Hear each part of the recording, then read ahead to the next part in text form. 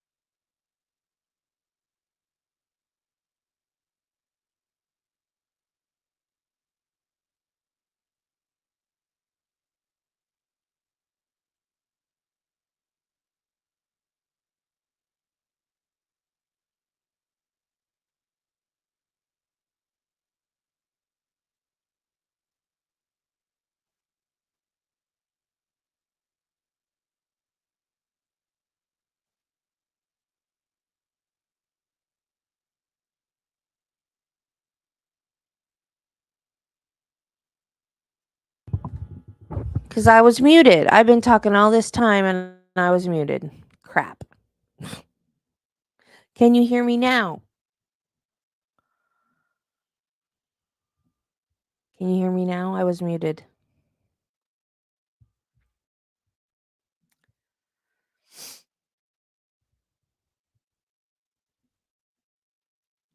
Oh, good. Okay, I will start over. Sorry about that. Um, Joel from Surviving the Survivor, he is in the courtroom and he said after the feed was cut, I don't know if it was after jury selection or it was after the hearing yesterday, but he said that Sarah, when she testifies, is going to testify in narrative form. And usually that's done when the attorney knows that the client isn't going to tell the truth. Now, that's what I've heard. I'm not accusing her of getting up there and lying. I'm just saying That's what I've heard, that when they don't want to suborn perjury, they just let their client get up there and testify in a narrative. That way, they're not asking questions that they know the defendant isn't gonna tell the truth about. And Peter Tragos, so Joel tweeted that out, and then Peter Tragos replied saying that he found that surprising since she's already been sworn in and asked questions. But if you remember that hearing where she was sworn in and asked questions, she gave this weird answer about, I think he asked, how did she feel that morning or what was her mind like that morning? And she said that she was hungover and still a little intoxicated. And I don't think he expected that answer.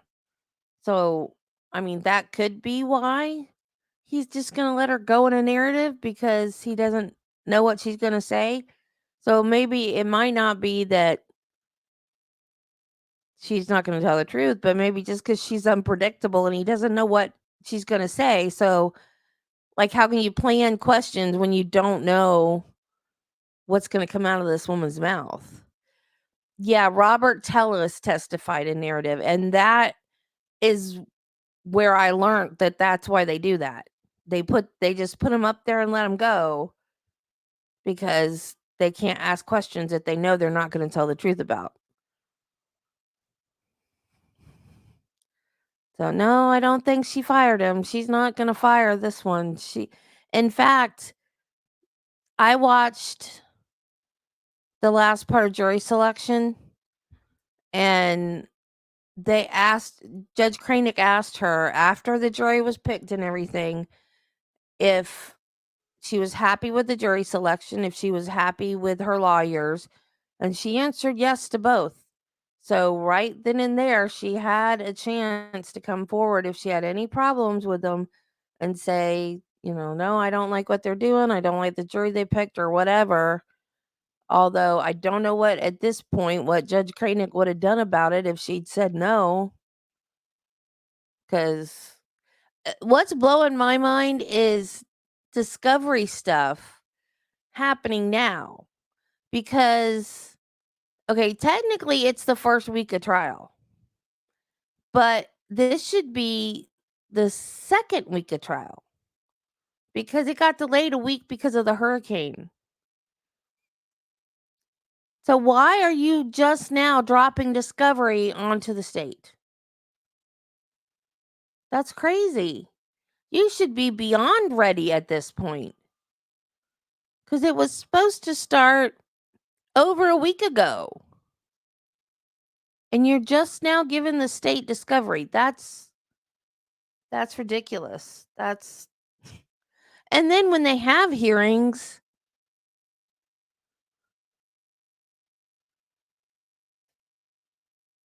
oh, yes, he can cross-examine her. He can. He absolutely can. Because in the Robert Tellis trial, he got cross-examined, and he had notes. He took note. Well, yeah, he took notes.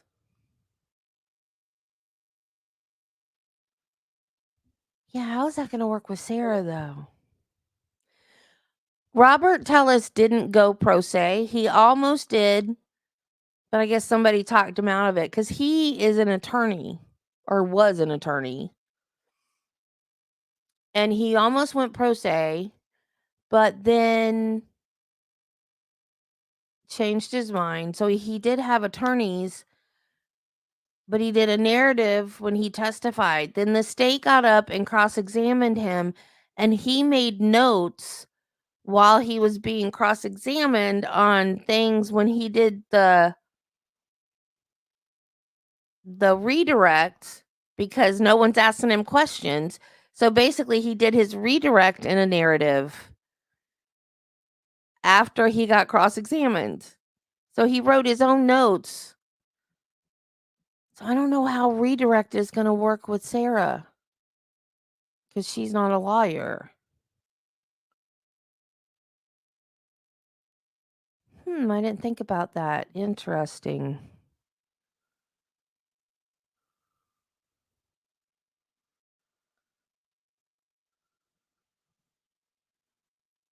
That's the day I need to be in court for, her cross. Dang, I wish I had new tires on my car. But I get it, my husband's worried, if he worries, I worry, 'cause he's very laid back.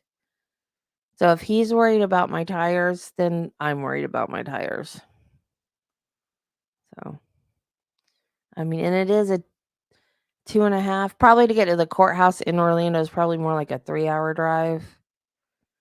I don't wanna be stranded on the side of the interstate or turnpike with a blown tire and waiting hours for him to come rescue me, so well, she's not getting snacks. Yeah, it's all me, me, me, me, me, me, me, me, me.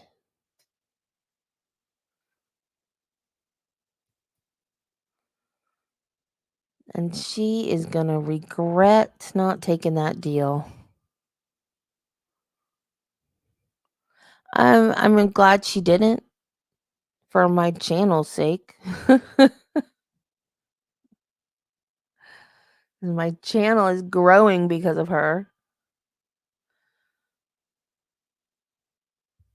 but she's gonna regret it, I think, because I don't know, I mean, that other lady got off on, battered spouse syndrome, but somebody said that lady and Sarah Boone are 2 totally different situations. Yay! That's good. I thought you were modding for somebody else, though.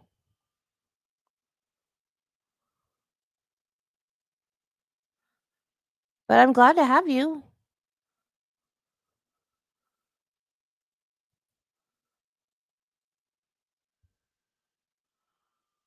It wouldn't be the same without you. You're my OG. Oh, okay. You are like my OG person. You're one of my very, very first subscribers.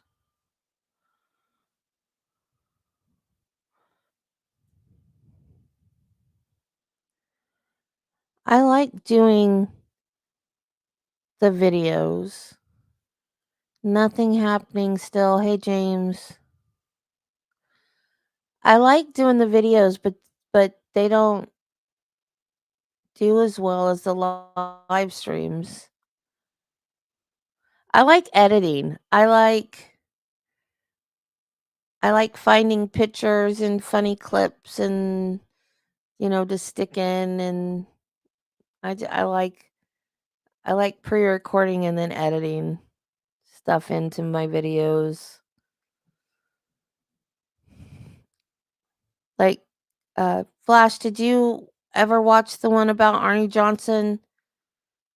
The one I told you about, the guy that the devil made me do it case? I got that one up, and I got 2 clips I put into that, and they were from BuzzFeed, and I was like, "I'm gonna get copyright claimed, I'm gonna get copyright claimed," and when it uploaded and there was no copyright claim, I was so happy. I was like, "Yay, yay," 'cause the case was,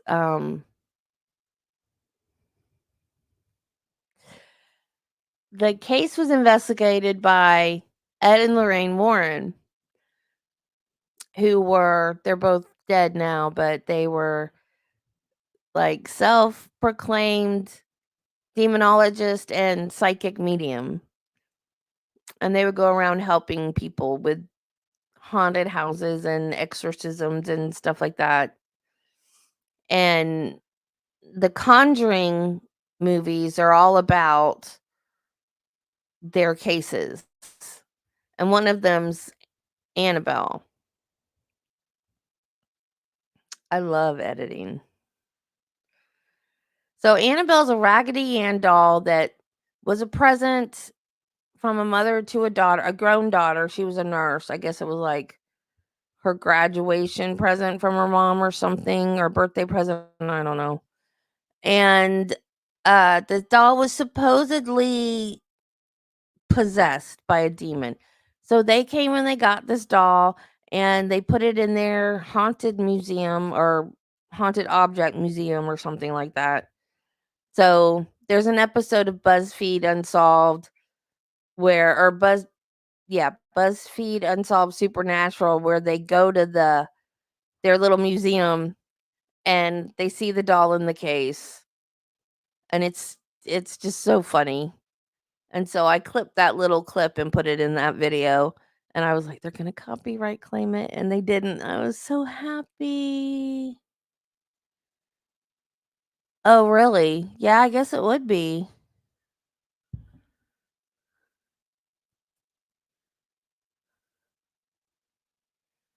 Yeah, that woman.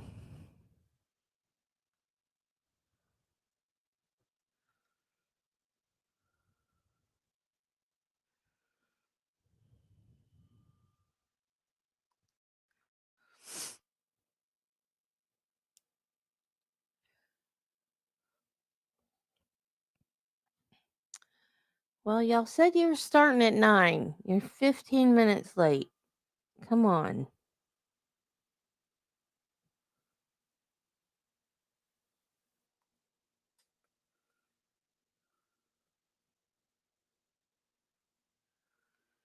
I am so sleepy this morning. I already had my coffee. I don't know what his problem was. I mean, but I heard him say, I heard this out of his own mouth that she just wanted her to sleep. She didn't mean to kill her. She'd done it before. You're not allowed to drug your child because you want her to sleep so you can go out and party. That's child abuse. No judge should ever say,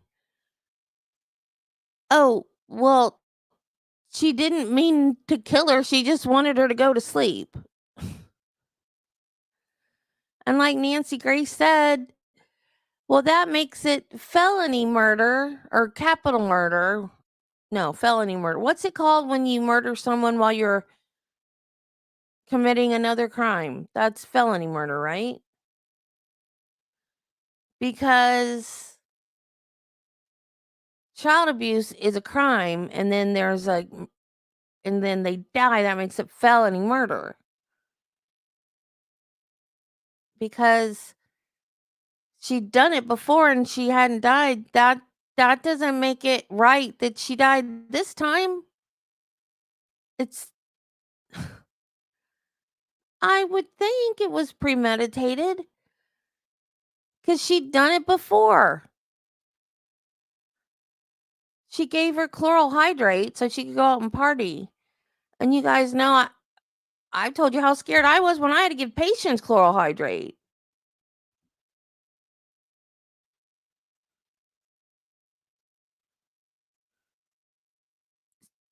What? You could put your kid in the mail?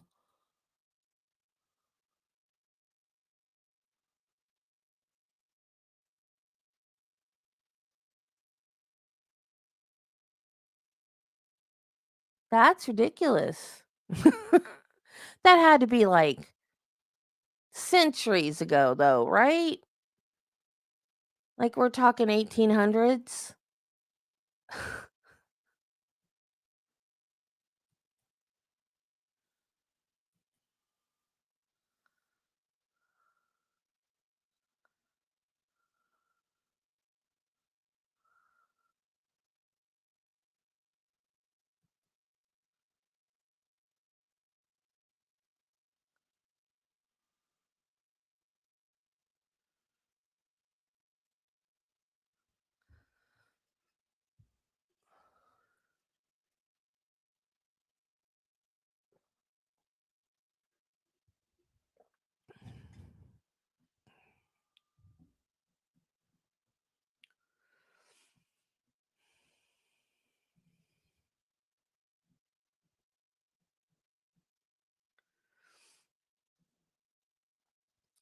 The thing with Casey Anthony that irritates me, I mean, what she did irritates me, but she not only lied to the cops, what's the word? Is it trying to think what word is fits what she did? Deception is not even strong enough. Like, she led them on a wild goose chase. She said she worked at Universal and she like took them in there like in into the employees area cuz I guess at one time she did. She was like a photographer or something or said she was a photographer there, but I don't even think that was her job. I think she did something else there. So like she did all this like she led them on a wild goose chase when she didn't even work there anymore. It was just weird.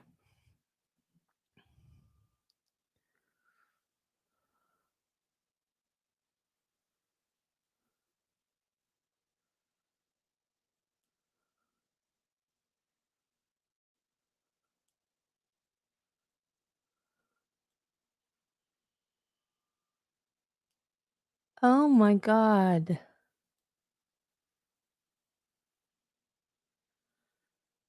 $15.15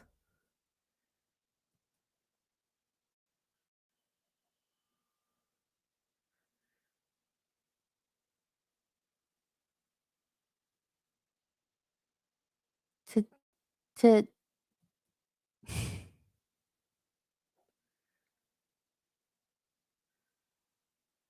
well, I was close when I said 1800s.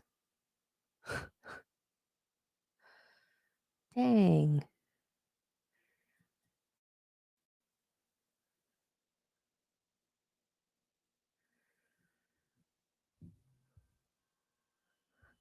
See, that's my problem with Casey Anthony. That's consciousness of guilt. Like, and then she just gets off. Didn't they charge her with like lying to the police or something? Like, didn't she get charged with something? But then she got time served for it, or I don't know. I didn't even follow that. I knew it was happening because of where I live, like it was in the news and stuff, but I didn't follow it or pay attention to it or anything other than just to be livid that she got off scot free. And the baby had duct tape on its head. How is that an accidental death? Why would you put duct tape around your kid's head?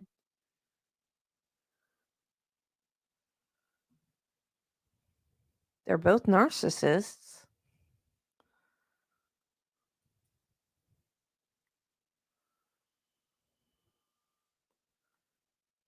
They're absolutely both narcissists.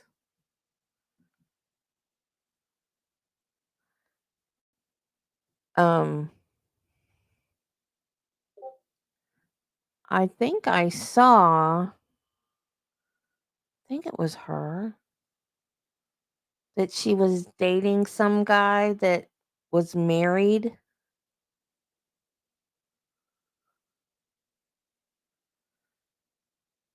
Like, so she's like breaking up somebody's home now, or I don't know.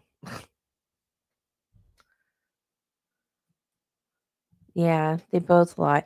Like, talking to the cops, she seemed, I won't say like totally truthful, but she seemed like she was telling all of the information because she just talked so much. It didn't seem like she was leaving anything out. She might have been not telling the whole truth, but she was talking, so I didn't think she was leaving anything out. Well, I guess in a way she didn't, because she did say she left enough room for him to get 2 fingers out.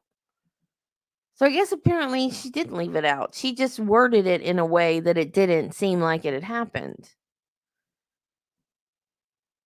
Because I keep thinking, well, we just now heard about the 2 fingers sticking out.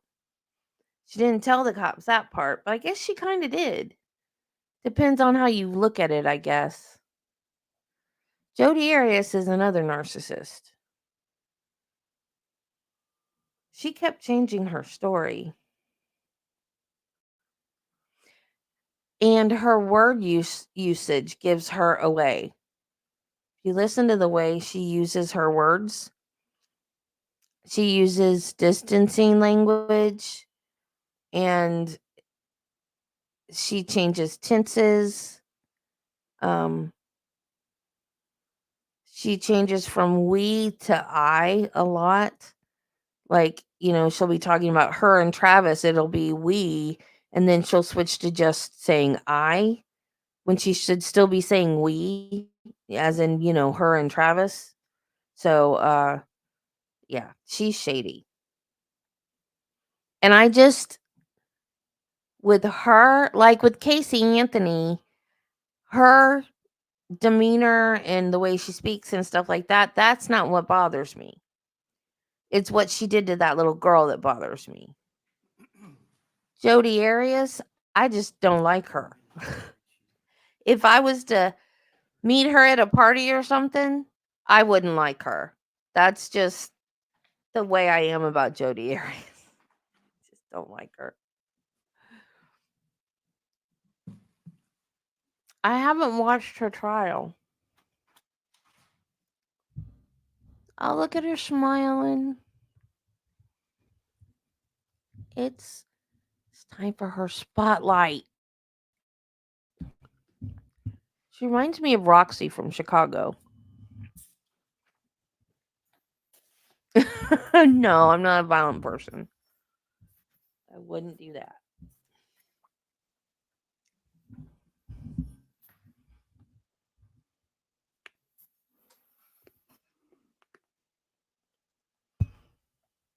What the fudge is that?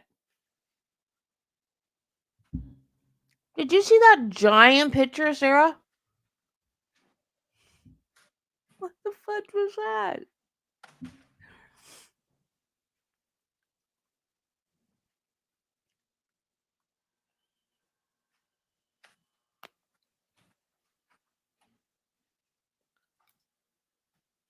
Oh, are you guys getting ASMR sunflower seed eating right now?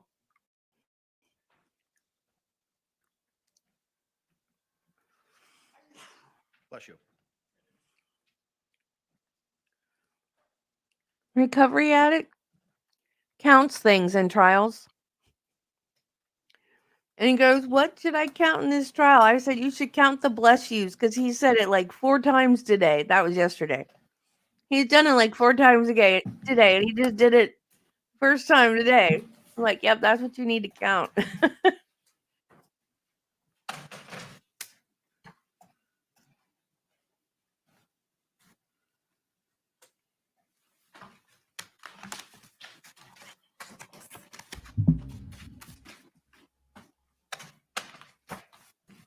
I'm gonna text him and tell him.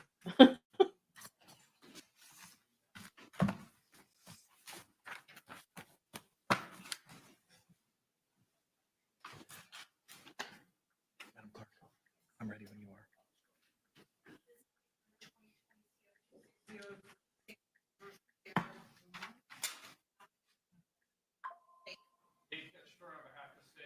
William J. for the state.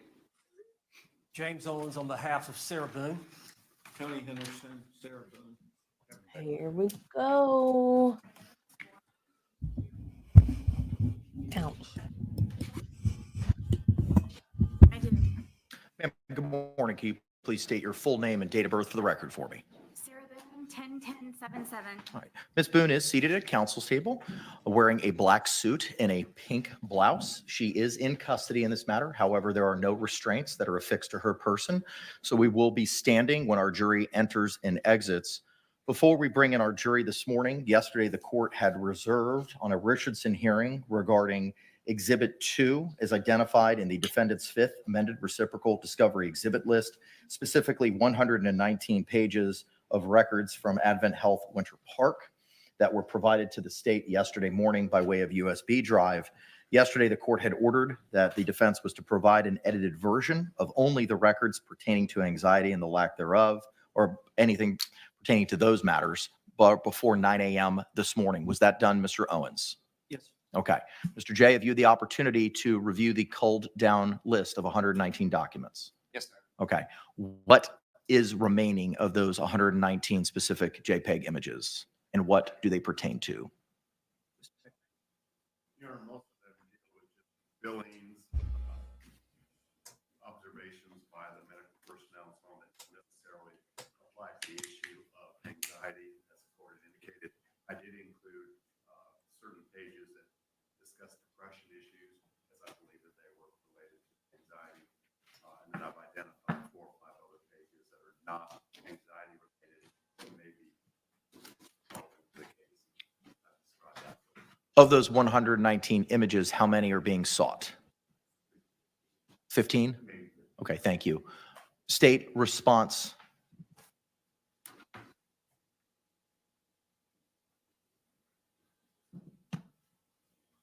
Apparently, these are all just related to a January 23rd, 2018 admission at Advent Health Winter Park.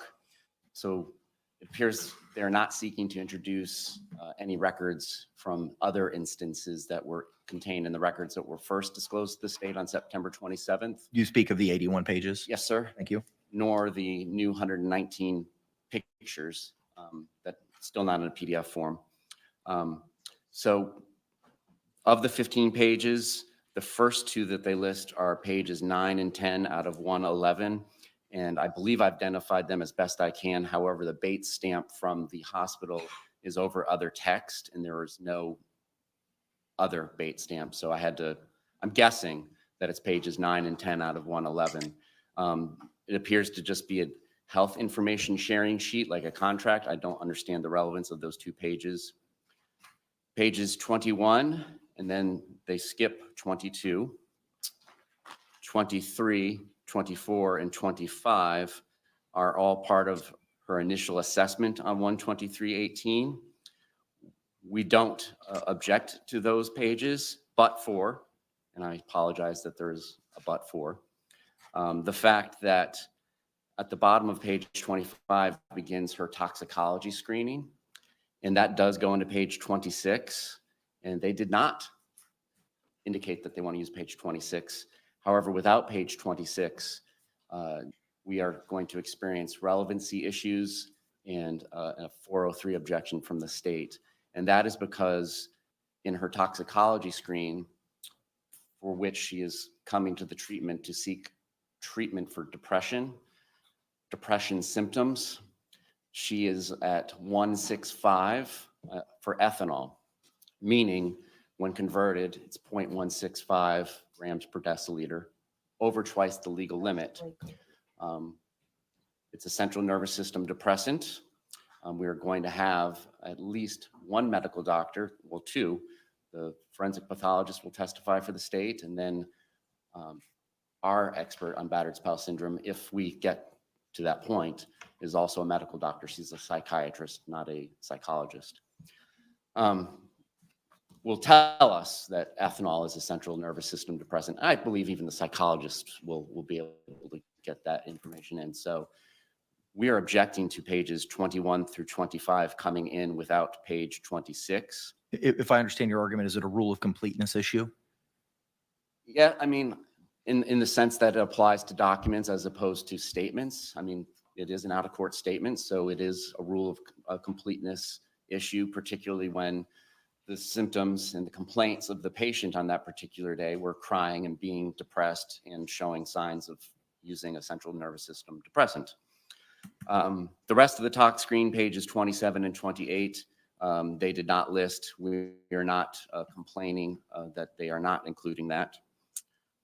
Page 29 is another page they listed that's more of a narrative about her visit at January 23rd, 2018. We do not object. Page 43 is just her vital signs. We don't object. Page 44 is more of the initial assessment on this January 23rd, 2018 visit. We do not object, nor do we object to pages 45, 46, or 47. What are pages 45, 46, and 47, just for my own? More of this initial assessment Thank you. of January 23rd, 2018 was my understanding. Okay. Page 48, we are asking again that this be included. Again, I don't believe it's super mysterious why we are going from pages 43, 44, 45, 46, 47, and then skipping page 48, and then going to 49. But we do want page 48 included. On that page includes her height and weight at the time. Page 63. What's 49?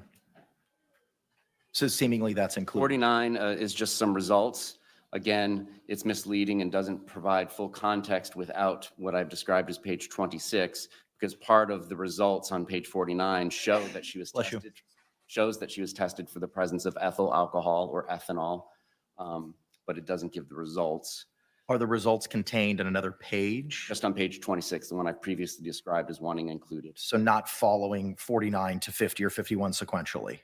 No, because the pages they want from the 40s are 43 through 47, skipping 48, and we're asking for 48 to be included between 47 and 49 to make sure it's relevant and complete. And But they are also seeking 49, correct? Yes. Thank you. Just, they just skipped 48, just like they skipped 26. Okay. Page 63, it appears to be repetitive, but we don't have any particular objection to page 63 of the 111. Page 108 seems to be another part of the initial assessment from January 23rd, 2018, so we don't object to that. So basically, we're asking for pages 26 and 48 to be included. Okay, thank you. The defense did, or I'm sorry, the state did seek a Richardson hearing yesterday in this matter, and based on binding precedent by the 6th District Court of Appeal, Young v. State, 369 Southern 3rd, 1243, regardless of the culling down of the records, the court still is required to conduct a Richardson hearing. As to the issue of whether the defendant's violation was inadvertent or willful, Mr. Owens had advised that these documents were obtained sometime last week. He was unable to provide any specificity. He's going to confer with his office. Mr. Owens or Mr. Beck, are you in a position to advise when these documents were first requested, when they were received, and when they were sent to the state? Specifically, any documents pertaining to Exhibit 2, the Advent Health Winter Park records? Judge, I did check with my secretary, Margaret, and my understanding is, I didn't know that was going to be a question about when we actually sent it out. I know it was one of my trips down here. I got Sarah Boone to sign a medical release.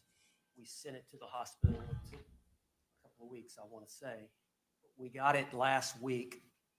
We don't know exactly when. We don't timestamp at our office when something is mailed in, and it was mailed in from the hospital to my office. For whatever reason, the records did not get to Shelby, who was handling that issue, until late, yesterday or the day before, that she was aware that they had not been disclosed. We provided the copy to the state at that time.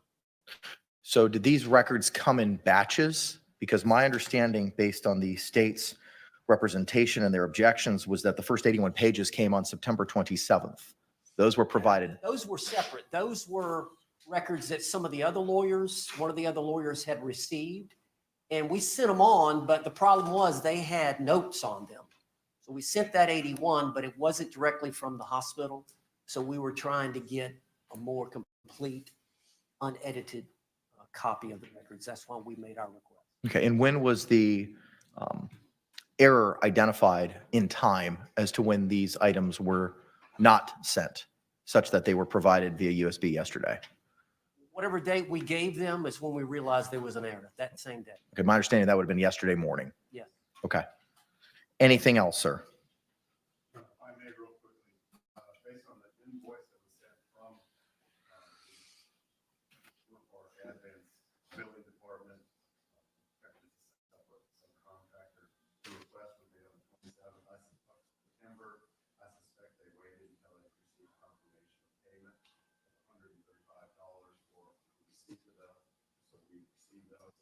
it's all been within a couple of weeks, but we had the hurricane issue last week, and so I think there were issues as to the matter being provided for. I did speak with the state yesterday afternoon after I had a chance to look at the record, and I asked them essentially what these matters were in relationship to, and was told that they already had those records and reviewed them.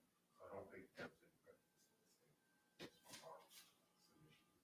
Any further argument or positions with regard to the Richardson analysis, Mr. J? That's for the purposes of this hearing, I'd like the stack of documents.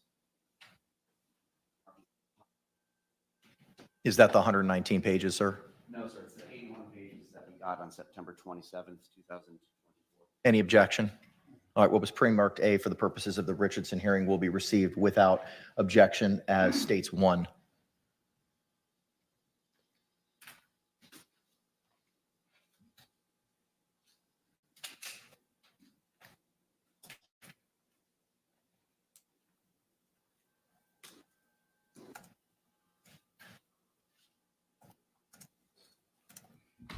I'm so glad I didn't become an attorney. Look at all that paperwork It's just a everywhere. reference that 81 pages were all marked up by the defense. There's no markings. The issue and the confusion that the state attorney's office still has, though, is page 68 of 81 of these original 81 documents. If you have a cell phone on, they need to be silenced and turned off, please. If you cannot follow the court's instructions, due to the publicity in this case, I will ask for you to be removed. Does everyone understand? Thank you. You may proceed. And I realize that I've only had a limited amount of time to review the 119 pages that came in yesterday. And again, it's more difficult to review those because it's not in a PDF where I can word search it and do any of the things that are afforded to us with modern technology. It came in as 119 separate JPEGs. They're not in order. So for instance, when I'm trying to look for page 43 of those 111 records out of the 119 pages, it's not in order. And I've done my absolute best to try and see if this page, which is 68. Yes. I heard And something, referring to but I 68 of the don't know 81 what that it was was. yes, It sir, must is have been one, a correct? cell phone. Yes, sir. Thank It you. is sub-labeled within these records as page 2 of 14. And it appears to be a part of her visit on January 23rd, 2018. And in the social history provided, it says alcohol use denies, tobacco use denies, and the other part isn't relevant. And I just haven't been able to find that. And so I'm asking for the leeway to continue to try and search for that particular page out of the 119 so that I may ask that out of the doctrine of completeness and fairness that it be included. I'm just at this point, I've not been able to find anything in the records that says that, and I'm limited in my abilities to cheat with technology and put it, if there's a 119 page PDF and you make it word searchable, you just put in the magic word and it helps the attorney greatly. So that's why there's this confusion, and that's part of why I had to raise this issue. Was just at my first glance of those pages yesterday, I knew that something seemed off compared to what was previously provided. Okay. Any response? It has a heading, Your Honor. I'm not familiar with that heading in the documents that I was reviewing. I'll look for it again and I'll provide any Okay. information. I appreciate y'all working together on that. So here's what we're going to do. If I may. Yes. We had told the state that we would bring in a printed copy, not the PDF, this morning. But Federal Express, which is the block away, for whatever reason, the road was being constructed. So they closed. So we were there at 8 o'clock to get the copy to the state we had promised, but we will bring one at lunch to hand to state. Okay. Appreciate it. All right. Any other argument with regard to the Richardson issue? Anything further, Mr. Beck? Okay. With regard to, let me conclude the Richardson analysis first. All right. Thank you both for your positions and your arguments. The court has, as a matter of law, the court needs to determine whether the defendant's violation was inadvertent or willful. Court finds that based on the positions provided by the defense that the disclosure was inadvertent, but I do find that the violation had some level of substantiality to it. But due to the state's review and the defense compliance with the court's order yesterday is to culling down to the pages that we've identified. The court finds that the violation had a limited ability on the state's ability to prepare for trial due to the lack of objections to the majority of the documents, with the exception of page 48 and 26, which are sought to be included.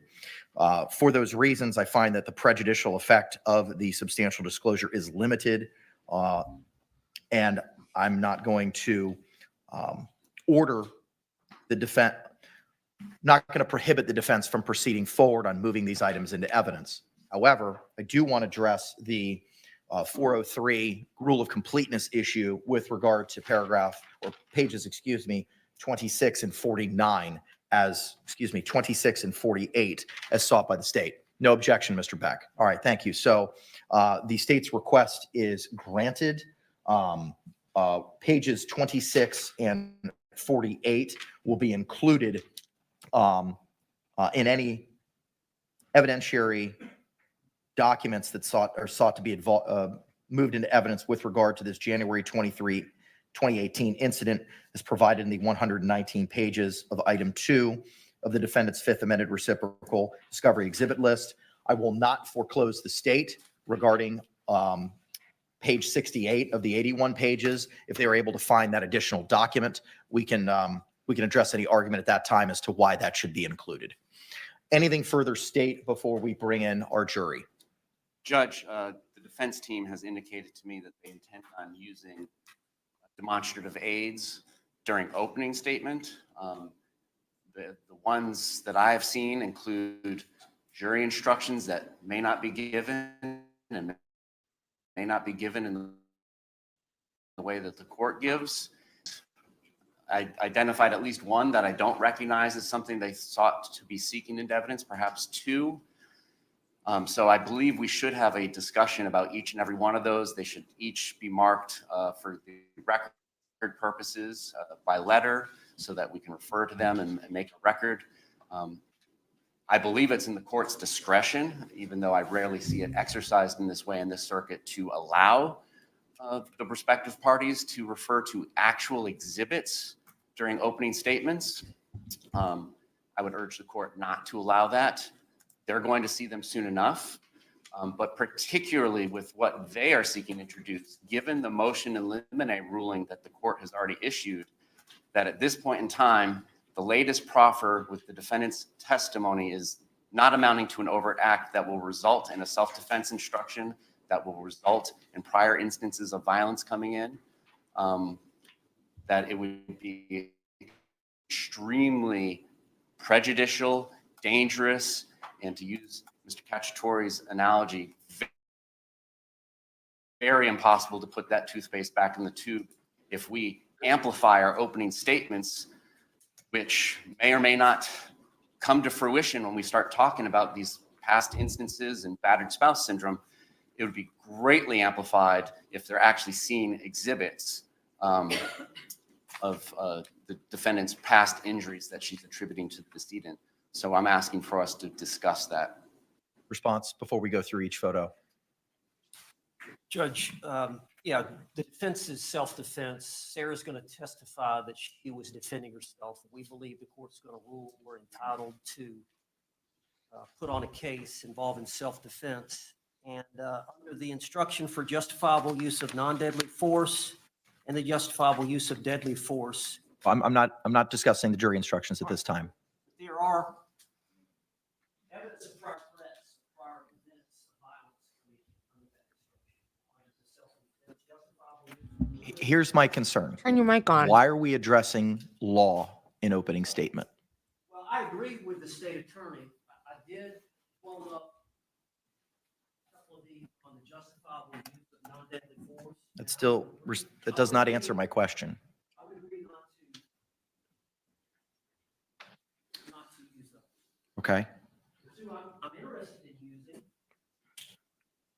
and opening is this standard instruction. It is up to you to decide what evidence is reliable. You should use your common sense in deciding which is the best evidence and which evidence should not be relied upon in considering No, I can see it, sir. And then the other one is a reasonable doubt is not a mere possible doubt, speculative, imaginary, or forced doubt is the standard instruction. What's your position with regard to those two, Mr. J? Judge, it's opening statements. We should be discussing what we anticipate to come into the trial, and that's going to be enough of a minefield. It really shouldn't be about the law. We'll both have an opportunity to use the actual jury instructions, which we have not decided upon. We will have the opportunity to use that overhead or any means that we want at the end of the trial during our closings to put up what is actually decided to be the law after the case has been presented. So it's our position that we shouldn't be using demonstrative aids with portions of jury instructions. We're going to have that opportunity to argue how the law applies to the facts at the end, and we will have the correct version. And if the court is following the tendency that I've seen in this circuit recently, we may, in fact, read 3/4 of the jury instructions to them before we even begin our closing remarks. I think it's premature and problematic to be doing that at this time, and it's not the role of opening remarks. Any other response? Judge, I've been doing this 35 years. I've had these boards. I've used these boards in opening statements. I don't know how many times. I've said that I would waive introducing the one specific to self-defense, but reasonable doubt is an instruction you gave to the jury when we got started. And then this weighing the evidence is a standard jury instruction that applies in every case. Are those the standard? Is that the language of the standard instruction?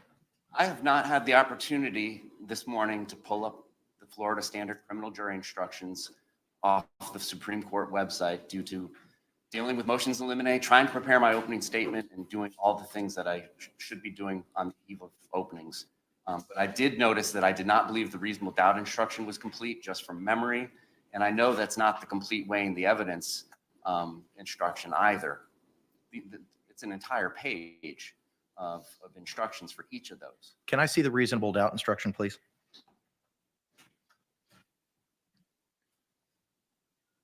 Well, here's the first problem. That's the wrong instruction. Florida Supreme Court revised 3.7 earlier this year. That is not the appropriate definition of reasonable doubt. It is not what was read to the jury during jury selection. 3.7 now reads, proof beyond a reasonable doubt, and it does not mean proof beyond all doubt. A reasonable doubt is not a mere possible, a speculative, imaginary, or forced doubt. Such a doubt must not influence you to return a verdict of not guilty if you have an abiding conviction of guilt. On the other hand, if after carefully considering, comparing, and weighing all the evidence, there's not an abiding conviction of guilt, or if having a conviction, it is one which is not stable, but one which wavers and vacillates, then the charge is not proved beyond every reasonable doubt, and you must find the defendant not guilty because the doubt is reasonable. That does not track the standard jury instruction. For those reasons, I'm not going to allow it. Judge, I'll have it redone in arguments. As long as we're still in the process of working through.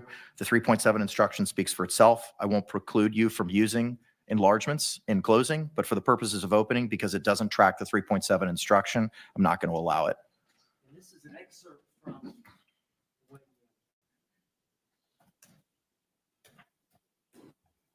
Give me a moment.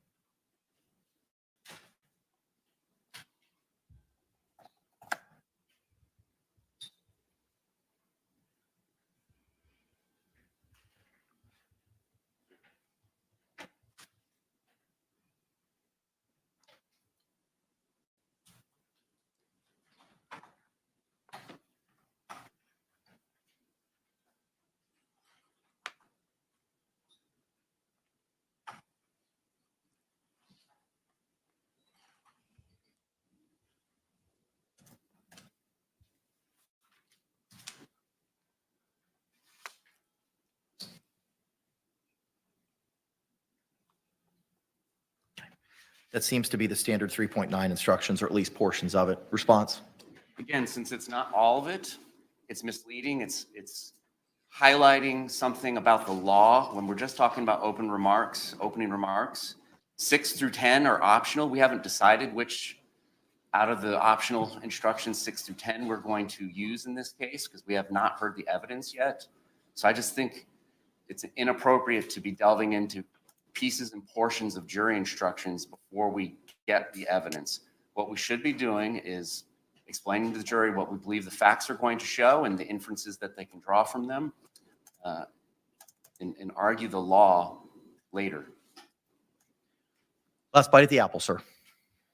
Judge, they've got to have some guidance to the law. You know, that in many ways, we do it where we give them the law at the very end, you know, and I understand the reason for that, depending on the evidence that comes in, but there's standard instructions that are going to apply throughout. And this is just giving them an idea of what their role is in considering the credibility of witnesses. I think it's appropriate. It's a brief statement of a standard instruction that comes in on every case. Let me move to the photographs before I address the 3.9 issue. I think for the record, we should mark them. Okay. Do you want them marked? You want them marked by Madam Clerk, correct? Okay, so let's approach with that first photograph, please. Madam Clerk, yes.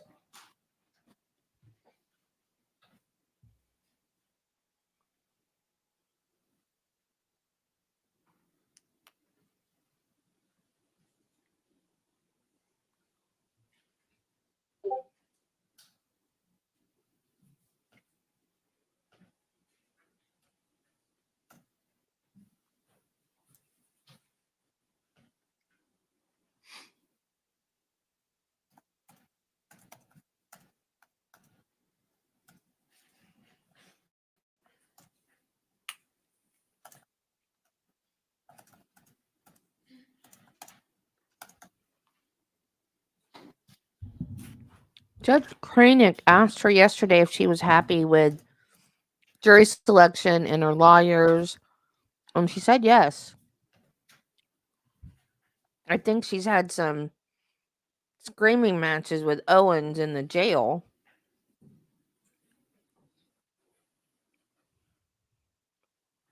But I think that's what she likes. I think she likes being able to argue with him and then being able to hash things out and him not running away.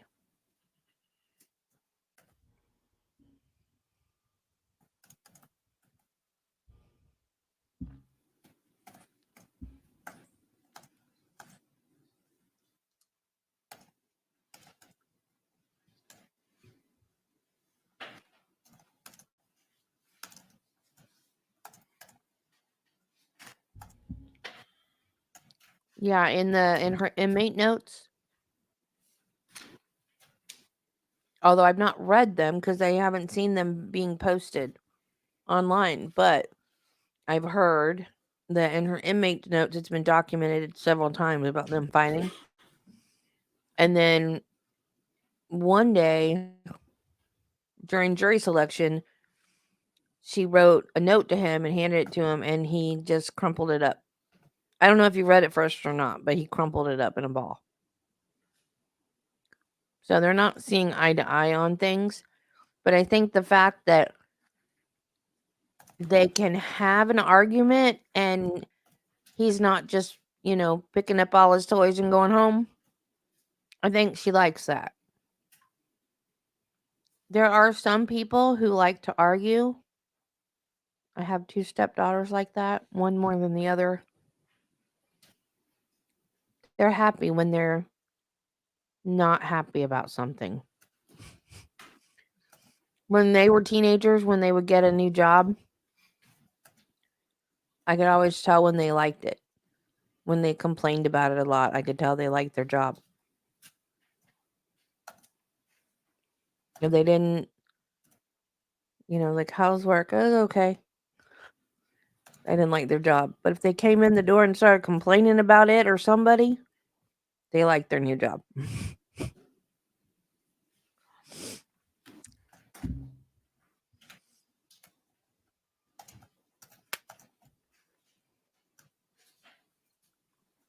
Right. And he couldn't ignore her And she doesn't have to know that he's not going to ignore her. Or, wait, that came out wrong. She doesn't have to know that he's going to ignore her. He can think. She can. I am so tired today. I got brain fog today. Bad. The fibro is woo today. She doesn't have to know that he is not going to do what she wants. Did that sentence make sense? He can pretend he's going along with her and then not do it and just tell her, oh, I just decided to change my strategy. I mean, I think lawyers can do that, right? You're always sleepy though, because your time when I'm awake, you're asleep. Or when it's daytime here, it's nighttime there.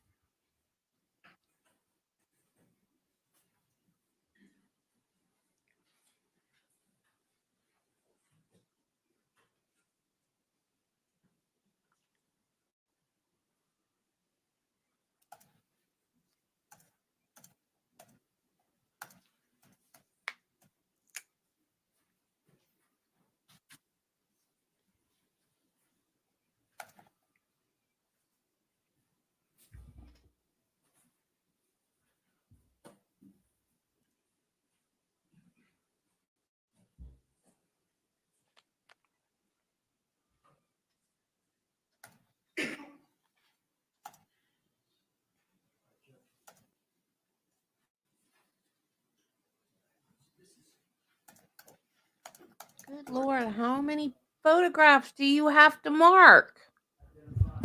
It's taking forever. Can you use a mic? Seriously?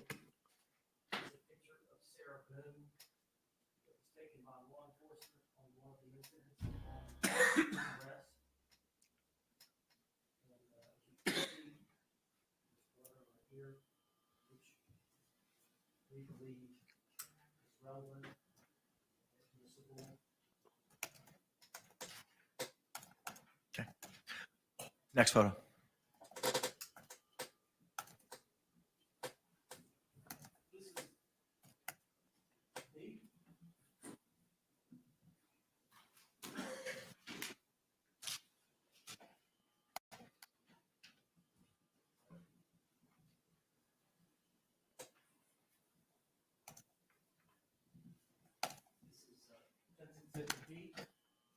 Which is a picture of Sarah Boone on the back porch, the townhouse in question with her 2 dogs. You don't need to show a bunch of pictures in opening. You can show the pictures during the trial. Inside the townhouse, showing the sliding glass door as well as a staircase that leads to the master bedroom.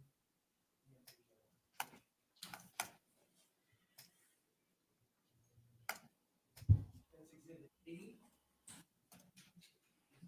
All you have to do in opening is get up there and tell them what they're going to hear in the case. You don't have to start your case in opening.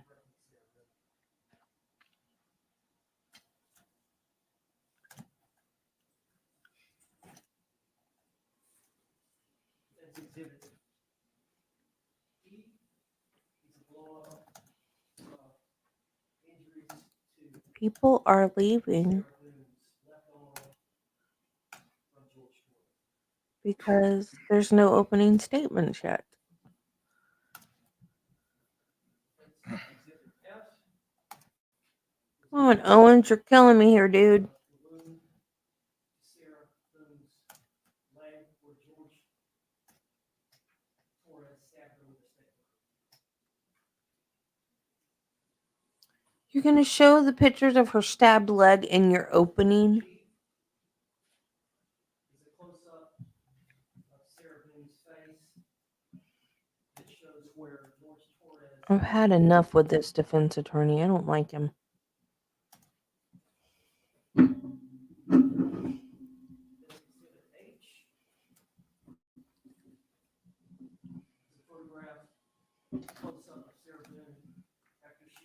Look at this photograph. Every time I do, it makes me laugh.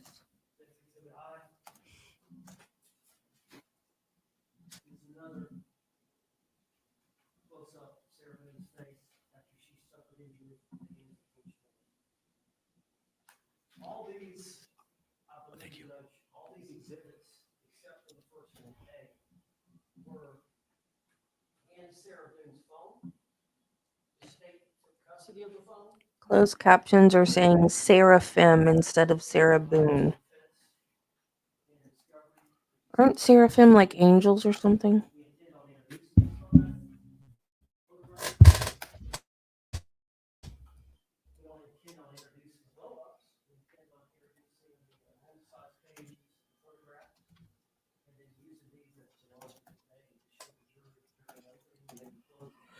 An angelic being regarded in traditional Christian angelology as Any other further argument with regard to the use of those items pre-marked as A through I Yeah. in opening statement? Mr. Owens, she's no angel. She's no seraphim, that's for sure. when did you send it, sir?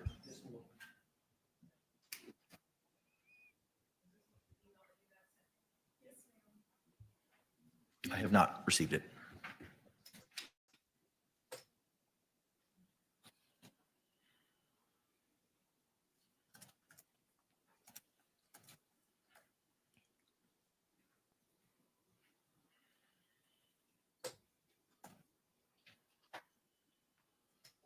I think we were already on the bench, so we sent it to the clerk and Jacob. Has the state seen a copy of it? I'm familiar with the case law. I did receive the email. I'm not sure if it indicated who all was copied on it. A separate one, but I'll check.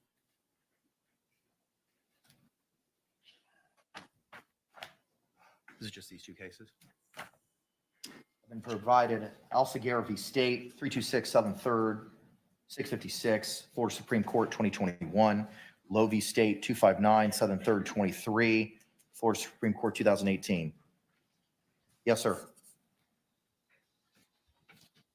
Judge, the court has discretion to allow demonstrative aids. If you look at one or both of those, there was a state wanted to introduce a dummy they were using in a homicide case, which the court allowed.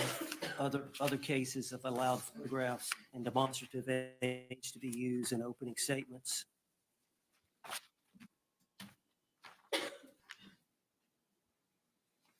In the Alcaguer case, which is the 2021 case, trial court acted within its discretion in permitting state's use of a map as a demonstrative aid during the guilt phase rebuttal closing argument in a capital murder trial, where evidence visually demonstrated on the map was not without support in the record. That was actually an exhibit that wasn't in the record.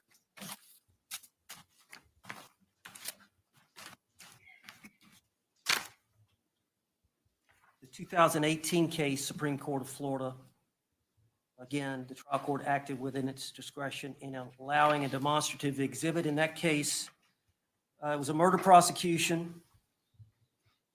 Trial court acted within its discretion in allowing the state to use a mannequin in a demonstrative aid in order to show the position of the gun in relation to the victim's body.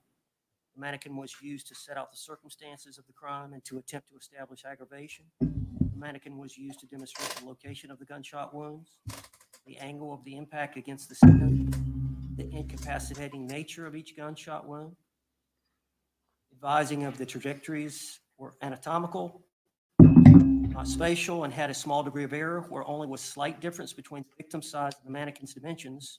There was nothing to suggest the mannequin was altered to resemble the victim. Court allowed, again, court's discretion. As you know, we're claiming self-defense, and as part of that instruction, we're entitled to allege prior instances of difficulties and prior acts of violence so that the defendant who asserts self-defense, their state of mind is different from the norm.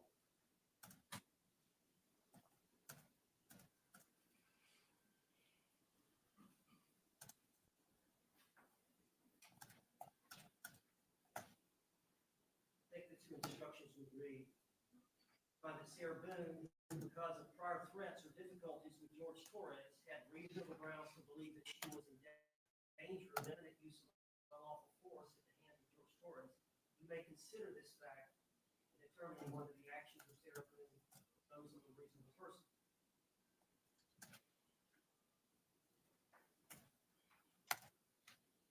Goes on to say, you find at the time of the alleged second-degree murder, Sarah Boone knew that George Torres had committed an act or acts of violence. You may consider that fact to determine whether Sarah Boone reasonably believed it was necessary for her to use violence. We have a good faith belief that the exhibits will be introduced into evidence. They're demonstrative aids to aid the jury in understanding the circumstances surrounding that relationship and the actions that Sarah took and the reasonableness of those actions in light of their history. Thank you. Any response, State? Yes, sir. Yes, sir. Judge, the standard is, it is your discretion, and you will only be reversed if you abuse your discretion in this regard. The state is urging you just flat out, as a matter of principle, to not allow the parties to go into the exhibits during opening statements. They're going to be seeing the actual exhibits in the very, very near future. I mean, we can do this. We can play the videos. We can show gruesome autopsy photographs on the big screen as well during opening statements, but those things are all coming. So we're just asking you first in general, let's not extend the opening statements in that regard any more than necessary. Now, our specific objections are this. With A, which is beneath everything now, but the bloody ear from the prior incident, I believe that is from a body-worn camera, and I think he indicated as much. It was not from her phone. If we get to that point where we know that this piece of evidence is coming in, that would be one thing. But right now, the law of the case is they cannot put on any evidence of prior instances of violence, any reputation evidence regarding the victim, or go into battered spouse syndrome in the evidence until self-defense has been established, and that self-defense must be established by the testimony. And in this particular case, it has to come from the defendant of an overt act taken by the decedent, which resulted in an imminent threat of great bodily harm or death. And we have had that litigation. We have provided the court the most recent testimony regarding the defendant's most recent statements from the two doctors, and it doesn't exist at this time. So it's one thing for the parties to go into things in opening statements that don't end up coming into evidence. And when the defendant does that, well, under King versus State, the state gets to point out, look, they made these promises in opening statements and they didn't come to fruition. So you need to disregard everything that you heard that was going to happen in trial that didn't. But the problem, particularly for the state side, is we don't get to appeal. So if we go through opening statements and we have the jurors not only exposed to our words about things that may or may not be coming into evidence, but exposed to 1,000 words per picture, if a picture is worth 1,000 words, that amplifies the error. And it's an error the state has no remedy to fix. So we're asking for A, which would absolutely come into evidence. If we get this overt act,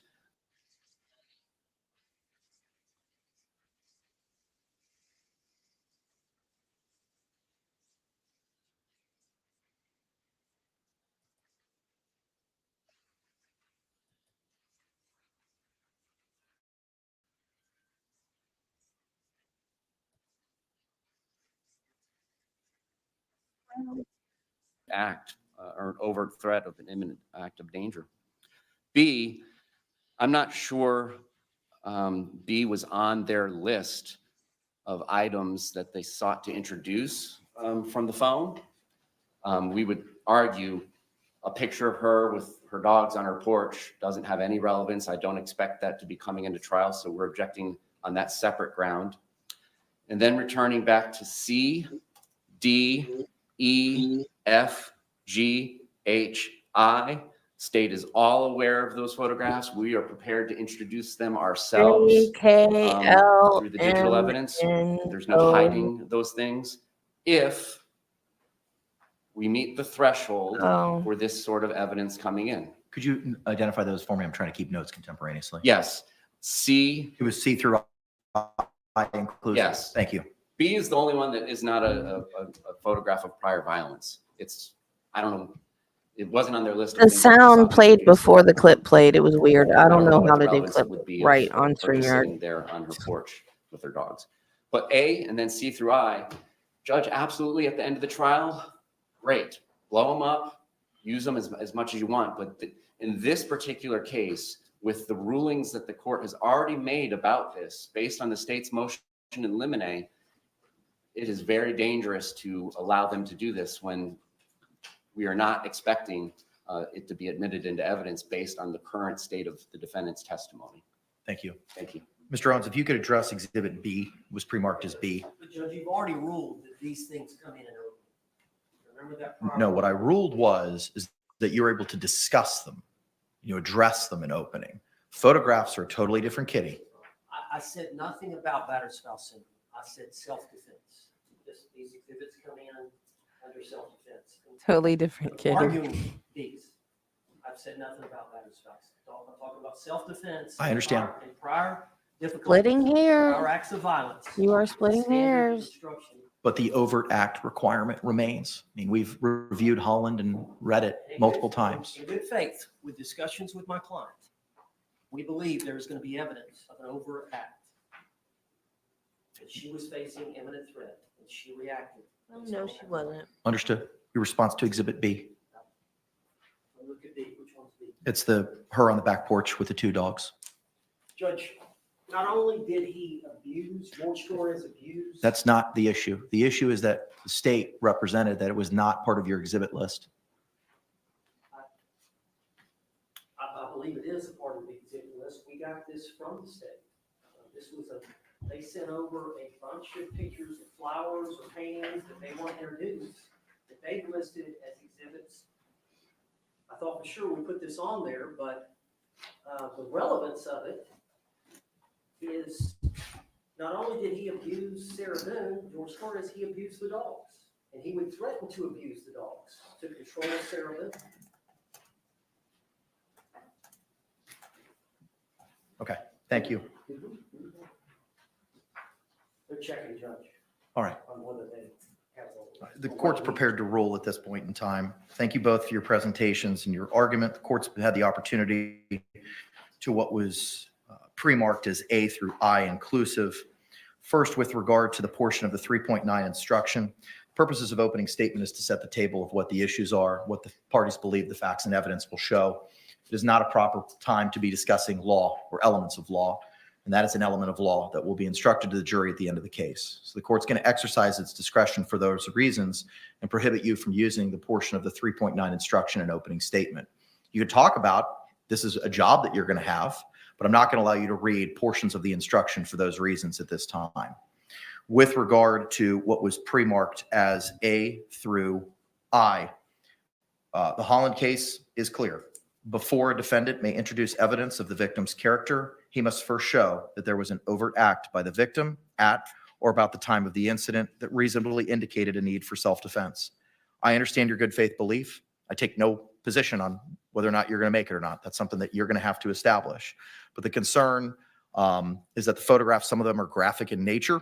The lacerations, the sutures, the bruising, facial wounds with bleeding may have such a impact such that the toothpaste cannot be placed back into the tube, assuming that overt act hurdle is not met. The court, again, takes no position on whether or not you're going to be able to meet it because I haven't heard the evidence and testimony. So court's going to exercise its discretion for those reasons. You can talk about it. You can talk about it that she was a victim. You can talk about specific some incidences made happen, but I'm not going to allow the photographs at this point in time for those reasons, for your utilization of them in opening statements. Any questions or clarifications with regards to the court's ruling? State. No, Your Honor. Defense. No, sir. All right. Are we prepared to bring in our jury at this time? Got two other issues. They've been waiting for an hour and 20 minutes, Counselor. We intend to play the 2-minute suitcase video to the jury in opening statement. No. State. No. Again, I'm asking you to urge your discretion. They're going to hear it in the next 2 days of court. It's within your discretion whether we're going to start using exhibits during opening statement. What's the other issue, sir? I need to approach the bench. Okay. With regard to the video, I'm not going to allow proposed exhibits to be used in opening statements. It's good for the goose is good for the gander. I'm not going to allow your photographs, not going to allow the state to do anything. You can orally talk about what you believe the evidence and testimony is going to show, but the actual evidence is going to have to be presented here through witnesses or through demonstration and publication after that evidence is admitted. Y'all can approach. While we approach, can somebody from their team start dismantling? Please, I would appreciate it. Thank you.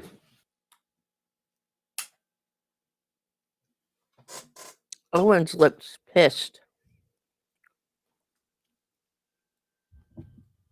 I'm telling you, him and Sarah, they're two peas in a pod.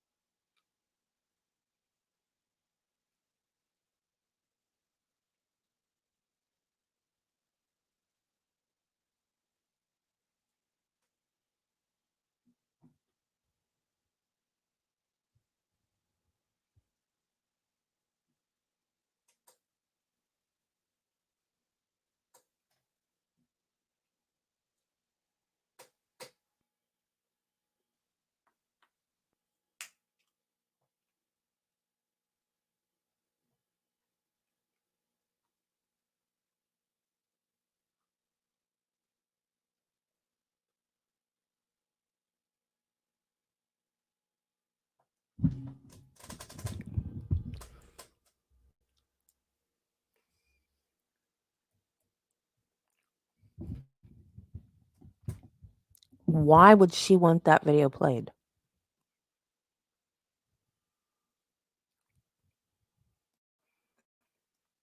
I do believe that a lot of what Owens does is because Sarah wants it.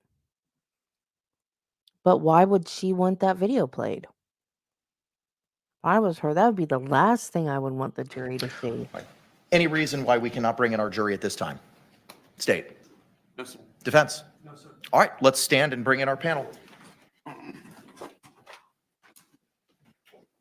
Okay, here we go.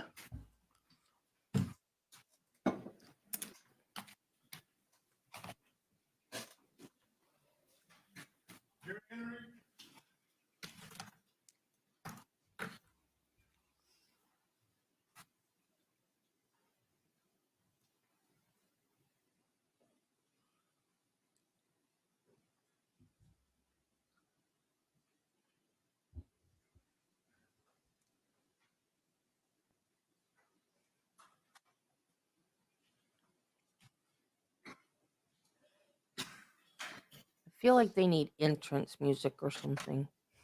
Good morning, y'all may be seated.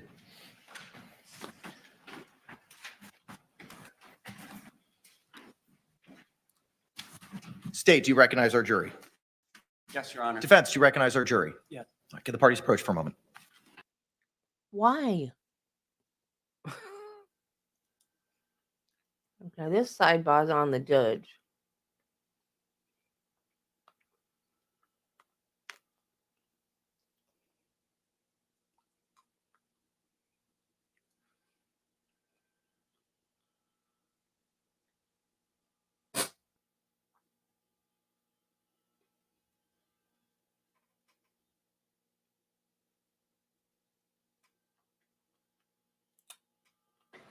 All right, members of our jury, good morning.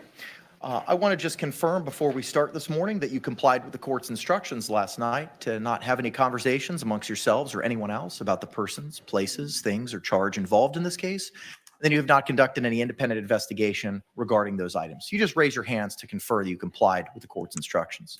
All right, the record will reflect that all jurors have raised their hands. Members of the jury, yesterday I told you that you may happen to see the lawyers in the courtroom or in the courthouse going about their affairs. And again, they're not trying to avoid you or speak to you because they're not allowed to. Did anyone happen to ride an elevator this morning with any of the attorneys, either for the state or for the defense? All right, juror in seat number 3 from my left, first row. Yes, ma'am. Okay, thank you. Can you all approach for a moment?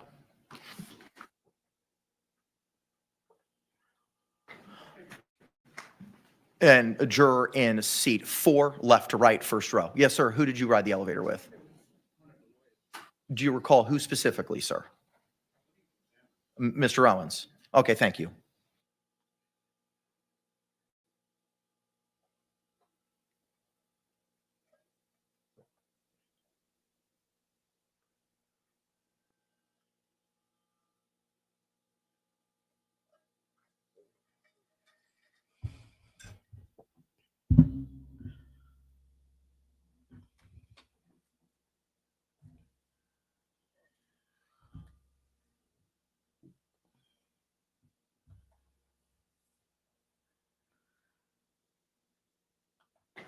All right, thank you both for your honesty. I appreciate that. It's something we talked about earlier this week. That's the one thing that we required and asked of you, is just to be open and honest. And I appreciate both y'all's open and honesty.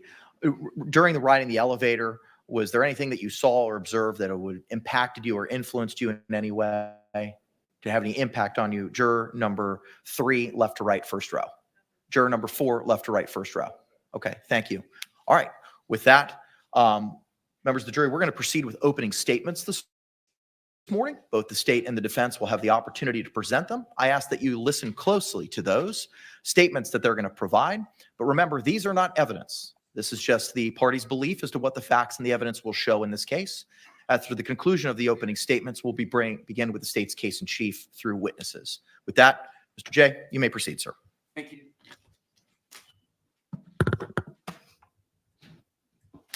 Ladies and gentlemen, what the evidence in this case is going to show Mike. you is that this defendant zipped Jorge Torres shot in a suitcase. She was able to do this because at the time of his death, he only weighed 103 pounds. And she did this with the malicious intent to punish him. And then she went up to sleep and left him to take his final breaths on this earth alone. How many breaths those were, we don't know. The evidence is going to show that it was at least for about 15 minutes, because there's going to be 2 videos that the defendant herself took of this event. The evidence is going to show Jorge Torres is dead because in this defendant's judgment, he deserved it. Now, for conscious disregard for whether he lived or died, you will see and hear these videos. What I expect you will hear from a video that began at 11:12 p.m., 45 seconds, on February 23rd, 2020, in Orange County, Florida, is a suitcase on the ground, face down, with the zippers facing the floor. You will hear Sarah. The defendant will say, "For everything you've done to me." Sarah. "For everything you've done to me." Sarah. "Fuck you." And then the defendant laughs. Sarah. "Fuck you." And the defendant laughs. Sarah. "Stupid." Sarah. "That's my name. Don't wear it out." Sarah. "I can't fucking breathe, baby. Seriously." Yeah. That's what you do when you choke me. Sarah. Sarah. Wish I could take credit for that. Sarah. The defendant laughs again. Sarah, I can't breathe, babe. She laughs again. That's on you. Sarah, I can't breathe. She laughs again. Unintelligible words.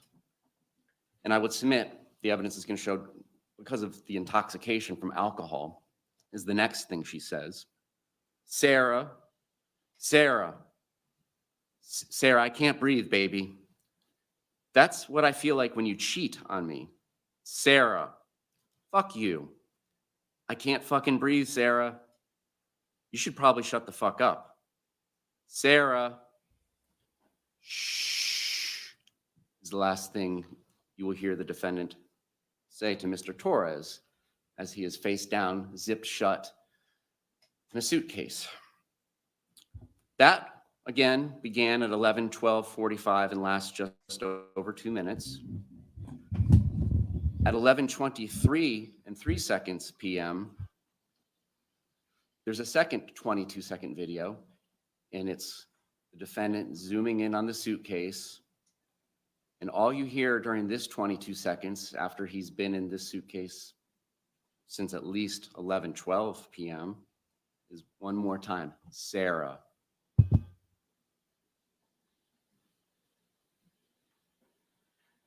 How did we get to this point where 103-pound Jorge Torres? Go back to the mic. Well, the next morning, the defendant wakes up, late morning, perhaps early afternoon, somewhere in this time range, several hours later. And she goes downstairs, and she doesn't see George anywhere, Torres, and eventually realizes, oh my God.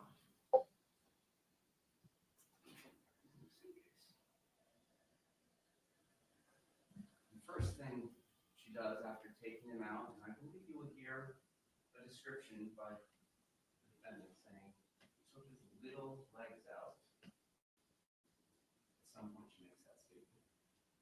And tries to resuscitate him.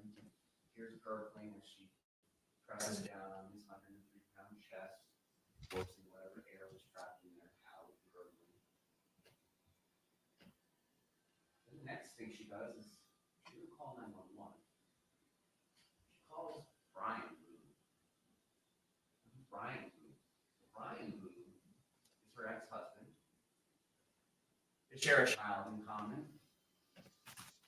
And this date, February 24th, 2020, is a Monday. A normal work day for most people. School day for their child that they share in common.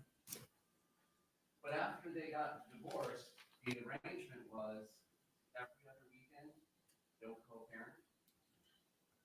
And that weekend included Friday, Saturday, Sunday. So it's that free schedule. And then Monday through Tuesdays, their child would be. I think he does have a mic on, Wednesdays and Thursdays, but their child would be. it's not working right. So February 23rd, 2020 was a Sunday. Now we've led into Monday.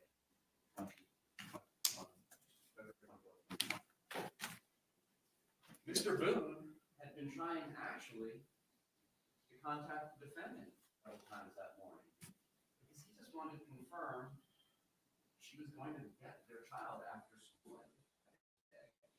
And there had been a history of reliability issues on that issue on her part. So you will see in the phone record, he calls her, then she finally calls him back instead of calling 911. And being the nice co-parent that he is, he comes over. It's a short drive, 10 minutes. And as she's explaining to him what the heck is going on, he peeks in through the front door of her townhouse, which allows you a view all the way to the back sliding glass door. You're going to see that her kitchen is off to the right. There's a doorway that you can see all the way through. And on the back side of the kitchen and the breakfast also some blue legs sticking out in view. Brian Boone says, check, please. You need to call 911. He doesn't set foot into that townhouse. He does wait outside, though, being the good footman that he has. So now, after having first called her ex-husband, after having first waited for Brian Boone to come over, the defendant makes 911.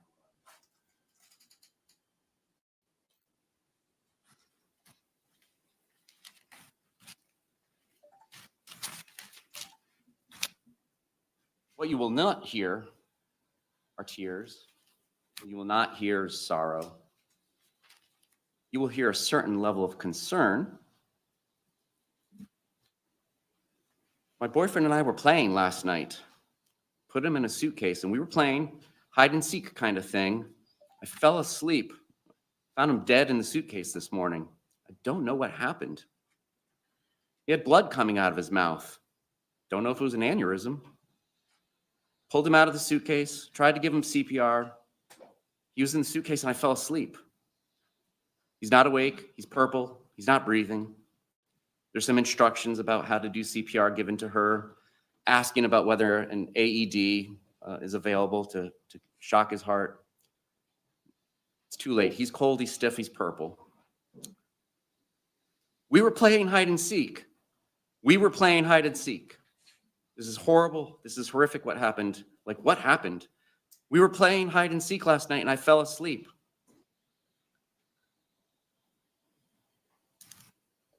So she mentions that there was blood coming out of his mouth. What, baby? His body, like all bodies in deaths, was taken to the United States Medical Examiner's I'm Office. working. What the doctor found was what you would expect after being left in the suitcase, crumpled up in the position. He passed from positional asphyxiation, meaning like you're not going to get full rest when you're crumpled up like an organ, and environmental suffocation. You don't have to have a plastic bag over your head, tape shut with a full roll of duct tape, seal it off 100%, be worthy of the vacuum of space to environmentally suffocate. It's close enough if you can't get the oxygen and the CO2 coming in and out of your environment. But she also did notice, suffered from blunt force trauma on his torso, in his face, his mouth. She'll use words like confusion. We'll help her explain confusions and bruises. She'll use words like hematoma. We'll help her understand for you all that means bleeding under the skin and blood, what you expect from bruises. That's why they're running through. But he had all this additional trauma. He had trauma on his fingers as well. So now, the sheriff's office, Orange County Fire Rescue show up, and the defendant interacts with the patrol officer. You will see and hear that body on camera. It's more of the same of what we heard on the 911 call. Hide and seek, it was good. I fell asleep. I don't know what happened. A few hours later, the detectives from the homicide unit at the Orange County Sheriff's Office approach her and are ready to interview her after doing some initial things, which includes grabbing her cell phone off of a counter that was found at a suitcase in Mr. Torres. And then one of their digital forensic examiners, who we'll hear from later in the trial. But it's time to give the first interview with the defendant. So they do a first interview with the defendant in one of their unmarked detective patrol cars there on the scene. And the basics of this remain the same, but there's a little more elaboration, as you would expect from trained detectives versus getting the 911 call taken. But the basics of what the defendant tells them is we had wine, we painted, we drew, we did puzzles. The particular wine we had was a Chardonnay from the Woodbridge winery. The bottles, plural, are in the trash. We started about 4 p.m. after Mr. Torres went to the store. Puzzles, art, listening to music, enjoying each other's company. We were literally just enjoying one another's company. The other bottle of wine that was left over from Boone wasn't even half full. So the description she is saying is 1 bottle of wine and plus a fraction of a bottle of wine left over from the night before. Ladies and gentlemen, not all bottles of wine are made the same. Many of us may envision what you would expect at a restaurant. Those are 750 milliliters of that. Bottles of wine that were recovered from the defendant's trash can were 1.5 liters, the equivalent of 2 standard bottles of wine. A 1.5 liter bottle of wine is 50 ounces. Given that a standard serving of wine is 5 ounces, you can begin to do the math. And there's receipts. The day before, Saturday, February 22nd, 2020, there is a receipt from Publix for a bottle of Woodbridge wine for $9.74. And then Sunday at 12:17 p.m., there is another receipt for $9.74 for a Woodbridge Chardonnay bottle of wine. And then at about 5:30 in the afternoon on February 23rd, again, there is another receipt for the same bottle of wine for the same price. And those 2 bottles of wine were recovered. They're going to be produced to you in evidence, and you will see that they are, in fact, Magnum bottles of wine. So that's the context that we're dealing with when we hear things like, we only had 1 bottle of wine, and we finished what was left in the bottle of wine from before. Well, ladies and gentlemen, there's 2 1.5 liters that apparently were consumed by a 103-pound man and the defendant, who is in the same weight class. Plus, if you believe that the defendant and the decedent would leave leftover wine from any given day, any additional wine that was remaining from the 1.5 liters from Saturday. Ladies and gentlemen, that's a lot of wine. So in that context, we were just having wine, enjoying each other's company. At one point, we play hide and seek. She says she didn't zip it up all the way. There was enough room, in her words again, there was enough room for his little fingers to get out. We were still having a good time and whatever. And basically, Mr. Torres is stressing out about jobs, his ex-wife, about money. And so they're just doing puzzles and doing things to keep his mind off of it. Doing art, playing with the dogs, dancing with the dogs, playing hide and seek. We were always trying to outdo each other where we could find each other the best.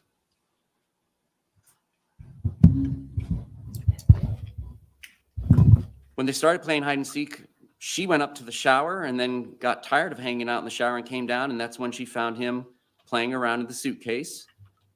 We both thought it was funny. I'm going to zip you up. 2 little fingers could stick out. And she went upstairs thinking, he'll get out, we're going to have sex and go to sleep and call it a day. It was a good day. She insists that they had wine, but we're not drunk. You will be able to assess that for yourselves when you hear the recording she made. No ill will between us last night. Last argument, maybe last week. Don't really argue. We came home, drink, smoke, did art, listen to music, play with the dogs. We drink what we can afford. We used to be able to afford liquor, but now we can only afford wine. At $9 a bottle. And that's how that day ends with the police. She goes and sleeps and stays at her ex-husband's house the night of February 24th. What they are doing, and by they I mean the Orange County Sheriff's Office, in part, is going through her phone. That's when they discovered the 2 videos that I just described for you. And there's other things in the phone, which I will discuss with you in a little bit. But she's summoned in for another interview, and she sits down and gives another interview on February 25th, now Tuesday. She does describe past instances of violence. You're going to hear about that. She's going to say, Mr. Torres had hit her with a curtain rod about a month ago. Since then, though, like, we've been good. I've been good. She describes that he comes at her all the time. He comes at me. So it's either I flee or I try to go upstairs and go to sleep. That's usually what it is. I don't know if you talk to Brian, her husband, about any of that, but most of the time I flee and I go over there. There's a discussion about why she stays with him, and you'll hear that for yourself. She will say that she doesn't really want to drink. She just takes an occasional drink. She drinks to placate him, Mr. Torres. She says that you're going to see phone videos of Mr. Torres smashing her TV in the past, like a month earlier. You may see that too. But she doesn't get drunk. When she drinks, she likes being non-compos mentis, her words, not mine, having her wits about herself.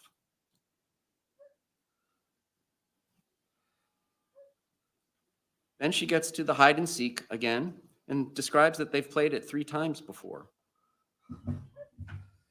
but had never zipped one another shut in it before. And they were really just running out of places to hide because it's just a townhome. She does not remember, according to her, she does not remember taking any photos or videos of the night's events. At this point, they ask her, well, would you like to see it? And she says, I can't watch this. I flipped him over. I flipped him over, and that's where it was. Guys, this is killing me right now. That's why I flipped it over between the 2 videos. I didn't do anything intentional. Discussion over whether he had enough room to get any of his fingers out from the zipper. My intention was not to leave him there. We both got in there. Both of us were in there.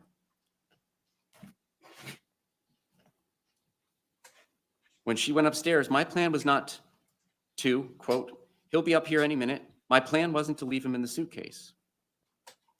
Why is all this going on? It's the drinking. That's what it is. It's the drinking. I thought he was okay. Guys, that's how we were with each other. Nobody understands our relationship. This whole suitcase thing never happened before, though she described it happening before. I'll never drink alcohol again.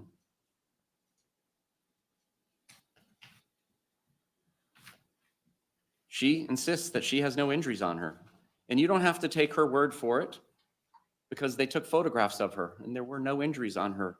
She insists over and over that there was no violence that day. It's like, okay, we're in a good place right now. Ask her about saying fuck you to Mr. Torres. Well, that's just being playful and having a good day. Everybody's having a good day. I didn't touch him, nor did he touch me. Her words.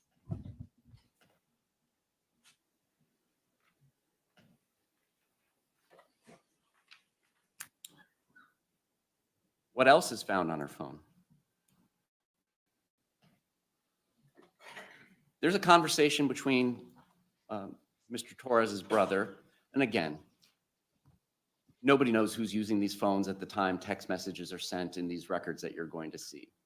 But it's indicated that there's a communication between one of the decedent's brothers and the owner of the phone that was taken that belongs to Miss Boone.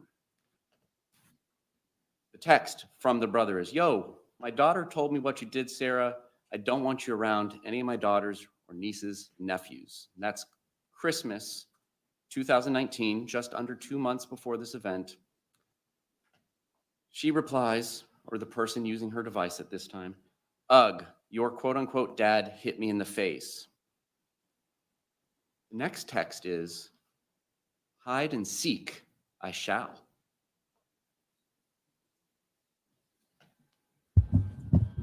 What the fuck?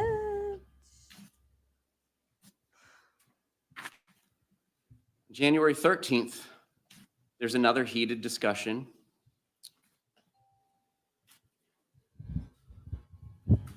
She describes it on January 13th in a text to Mo, the brother again. It's a Torres thing. Boo sends a picture. Keep the fugly creep out too. It's still fugly. Lose. The brother responds, please do something with yourself, Sarah. God bless you. The defendant's response, and bless you and all of you too. I'll get, in all capitals, rid of him. Then it'll be, in all capitals, better. Ugh, Torres, referring to Mr. Torres, getting rid of.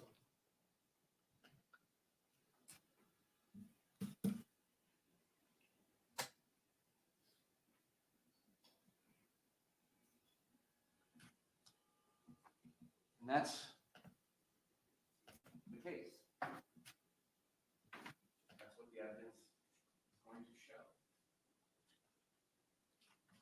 But we, the state of Florida, and the members of the jury in our journey through this case, we're all going to come up to a door that says, danger, keep out, stay away, by court order. And that door says, the defendant's history with the victim.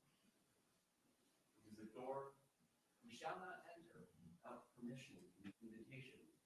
Halloween in like 13 days. Part of the vampire lore is vampires can't come get you in your house. Well, I participate during this trial. We're going to be invited in to the defendant's past relationship for the previous couple of years with Mr. Torres. And as we come inside this room, at her beckoning, we are going to have things pointed out that she would like us to focus on. And you're going to hear the first night the defendant met the decedent, Mr. Torres, he smashes her phone, punches her. It's the first time in her life she'd ever been punched, I expect the testimony to be.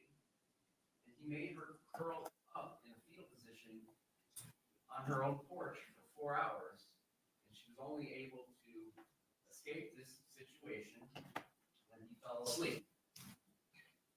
I expect that you're going to hear that Mr. Torres is an alcoholic. I expect you may hear his high score on his blood alcohol level was a 342 once when he got treated at the hospital. This is a man who had serious alcohol problems, and I expect you're going to hear about that. Despite that first date, and this is going to tie into some other things that I expect could possibly come in. Despite that first date, despite at that point in time of this first date not having a relationship, emotional ties, and the things that come along with a relationship that make it harder to break off a relationship, it's one thing to have a bad first date. It's another thing to end a 25-year marriage. Despite that first date, there's a second and a third. Now, these dates are at bars, and there's nothing wrong with that. And it just typically ends up, she's going to tell you, I suspect, or you're going to hear that she said, one way or another. It's one thing or the other. Like, I ask a dude for a cigarette, Mr. Torres flips out, and I'm going to pay the price. Just things like that. And you're going to hear and potentially see, yes, there were injuries that the defendant is going to attribute to the victim causing her. Black eyes. Cuts in the face, perhaps from the curtain rod incident that was mentioned in the police interview, happened about a month before this. Bloody ear. A stab wound in the leg, which is perhaps described as sword fighting, playing around in medical evidence. But nonetheless, I suspect you're going to hear and see a lot about their past history. And at the end, if this occurs, if this comes in, the state is going to have the opportunity to take the lead of the tour in this room labeled the defendant and the victim's past history. And I'm not going to go into that now. If this all comes to fruit, the blooms on the tree during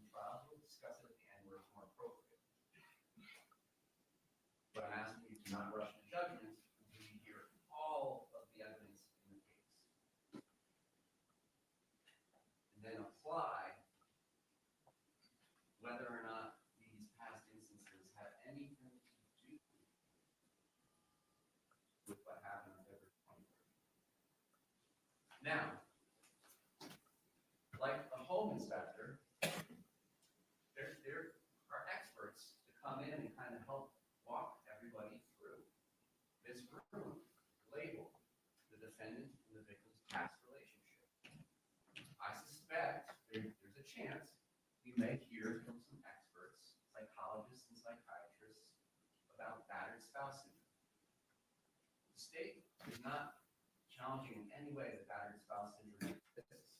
It's well recognized, the experts will tell you all about it. Not disputing that at all.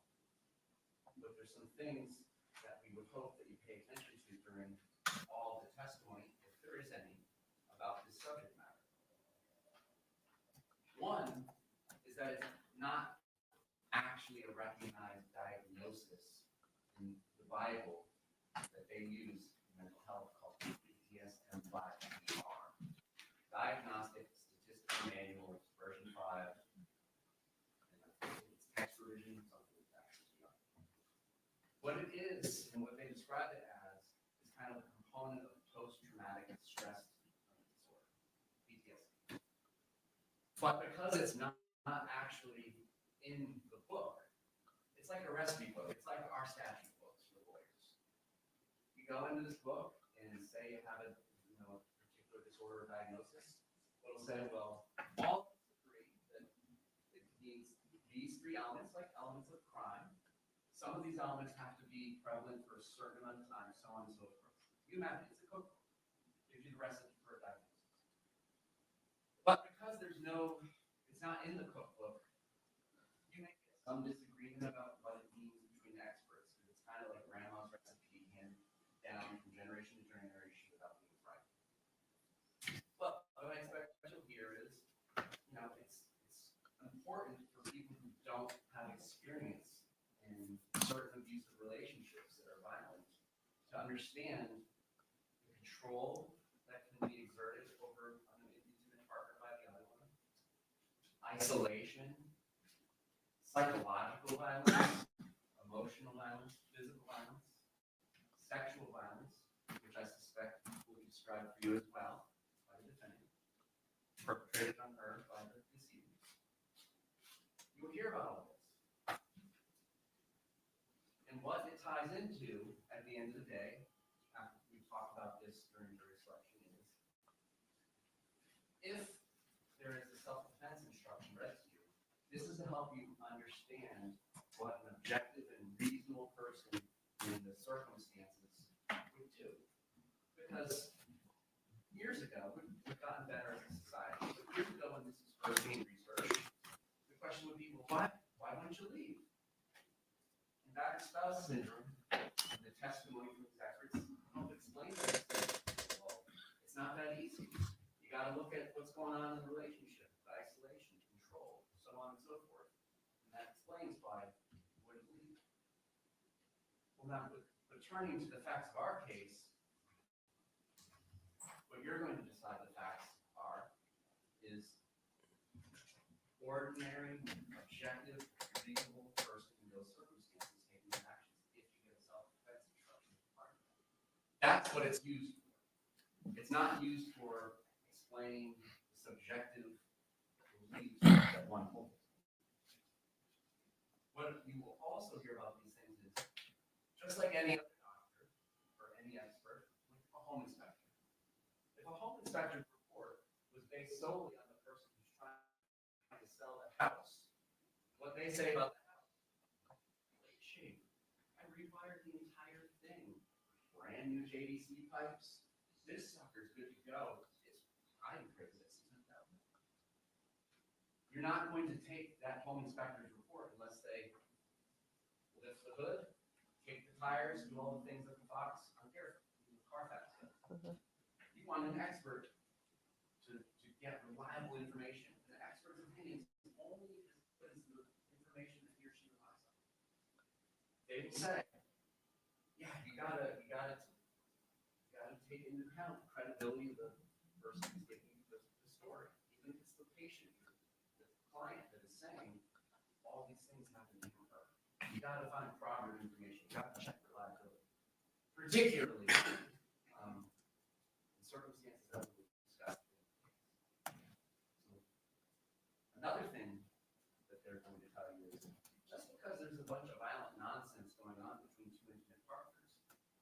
mean that spouse syndrome applies. Some people can go home and fight like cats and dogs.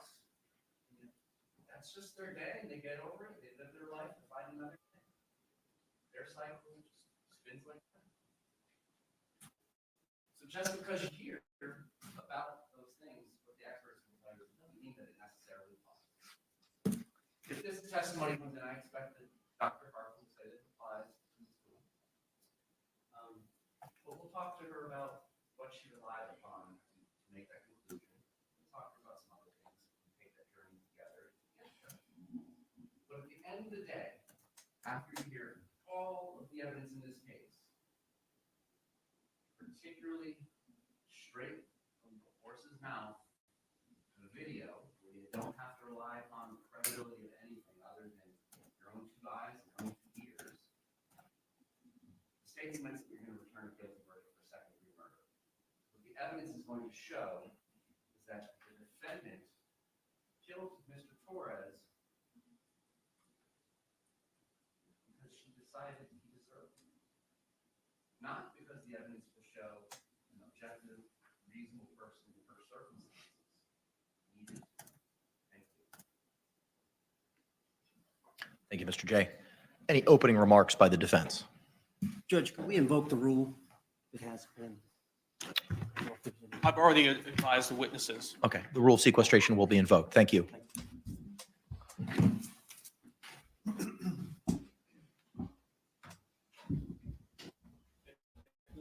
You may proceed, sir. Ladies and gentlemen, good morning. Appreciate y'all being here.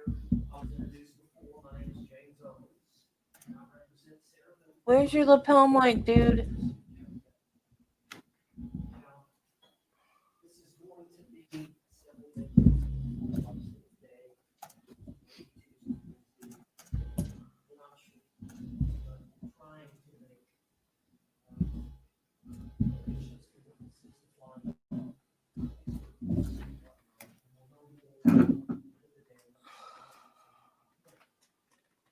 I know your focus is on this case.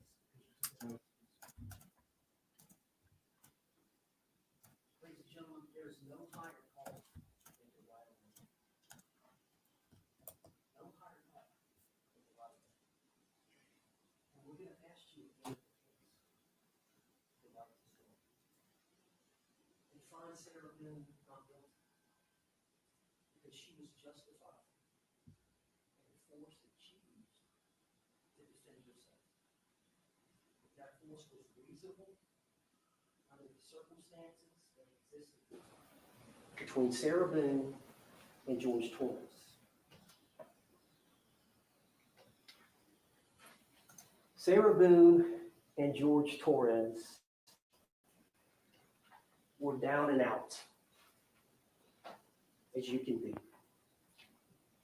Their life centered around alcohol. Both of them suffered from used to be called alcoholism, now it's called alcohol abuse syndrome. And so day to day, they struggle with the use of alcohol. You can imagine that. Not a defense. It affected their jobs. What jobs? It affected keeping employment. I'll It agree with affected that. Even getting a job.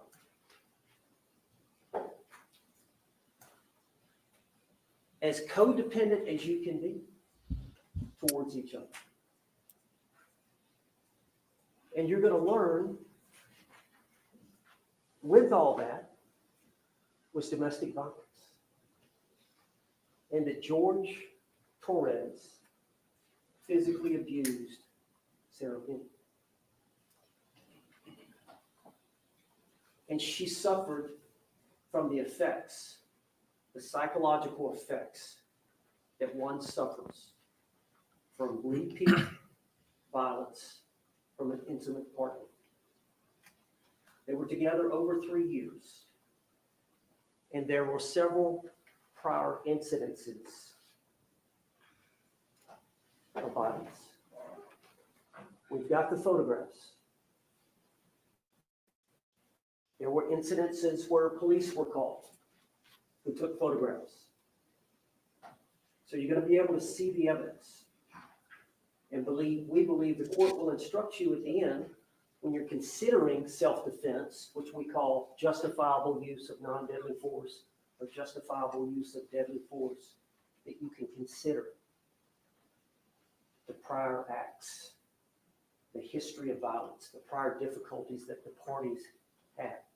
In considering her set of circumstances that she was faced with in making the decision to use reasonable force under the circumstances. And the most important thing I can tell you here today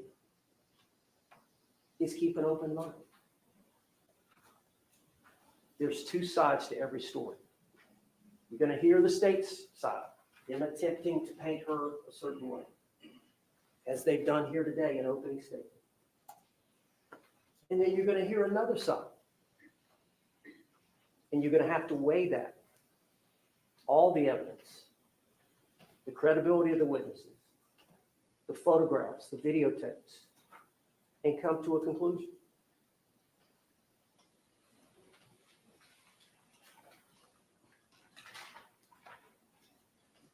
Now let's talk about this day, February 23rd of 2020, the date of this event. This case has been pending for some time. Here we are, October of 2024. I think the evidence is going to show that they had purchased some wine the day before, but they hadn't finished all of that. So it was in the refrigerator. Many times that's how they start their day. At some point, you're going to see a video from Publix, from where they lived. I believe it's Winter Park. But Publix was not too far from their apartment complex. And they took their car, they drove over there. So you're going to see a videotape from Publix of them both going in the store about noon, and they come out with one of those larger bottles of the wine. And then, of course, there's a receipt, and the bottles are in the garbage can.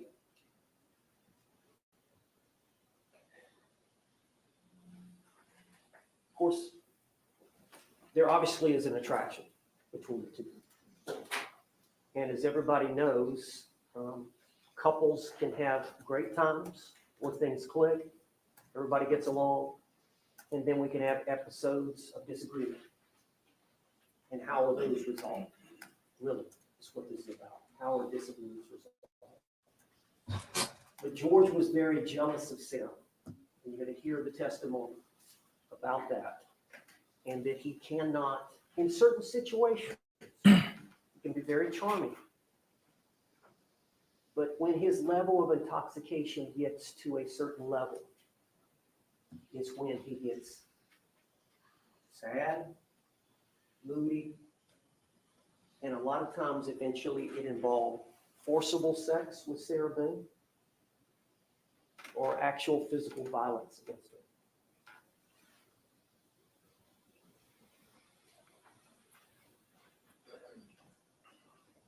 They bought the wine.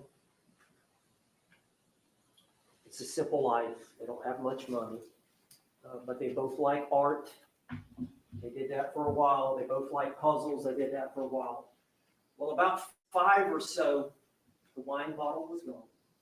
And George had said, I want to go get some cigarettes. So there's a convenience store right close by their apartment complex. And Sarah thought he was just going to walk over there and get cigarettes and come back. But no, what he did was he got her keys, he got her debit card, and he went over to Publix and he got another bottle. I think can't that was afford about $10 $5. bottles of wine And again, there'll or be cigarettes. Publix video showing him going in, going out, and there'll be a receipt for the purchase of that bottle, and then there'll be that bottle will be in the garbage can along with the other bottle. Well, when he comes in with the second bottle, Sarah knows this is not good. She knows this means he's going to get to another level of intoxication.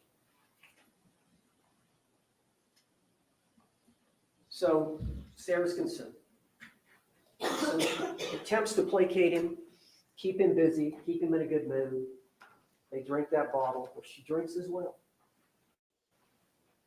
And at some point, they're intoxicated at a high level.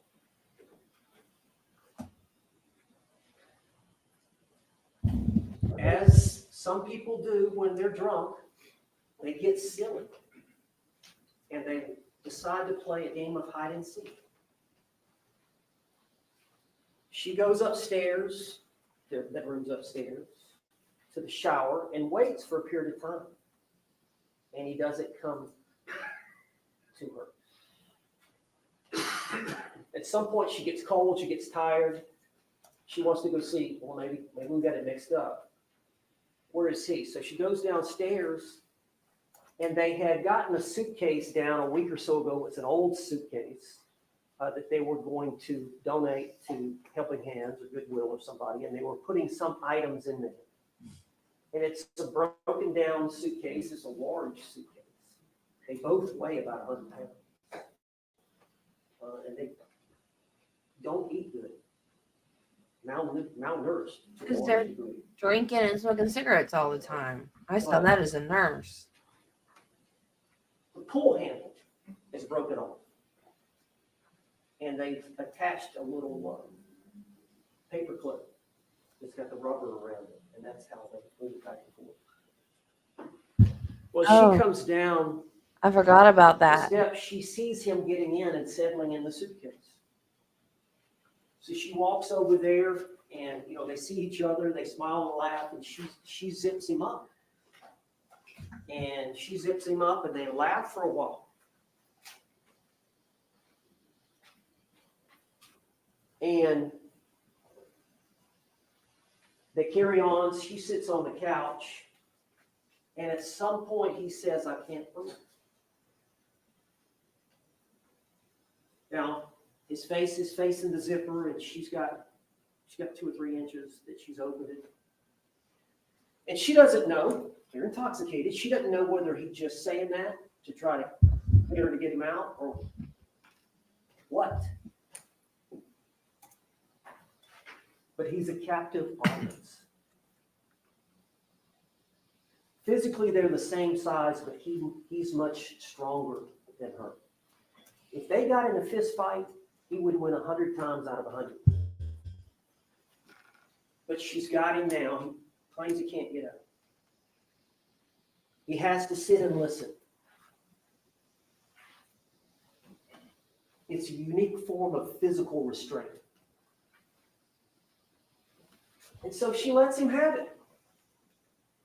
Says things she shouldn't say. You'll see the video. It's about 2 minutes long. She videotapes it. She sits on the couch and turns her phone on and videotapes it for about 2 minutes.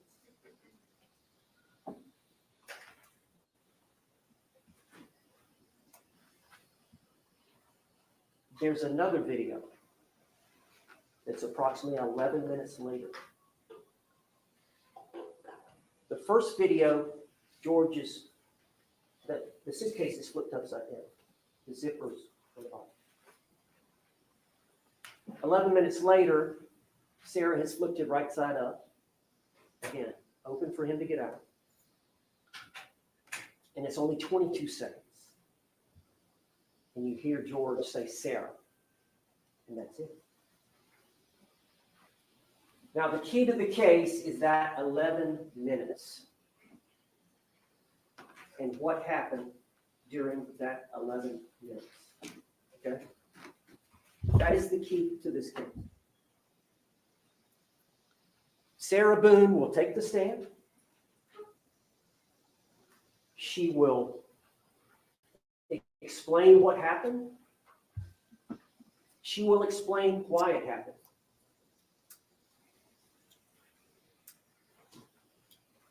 The evidence will show that she was justified in the action she took to prevent an attack from Jorge Torres, which the law acknowledges that every one of us has a right to invoke, the right of self-defense.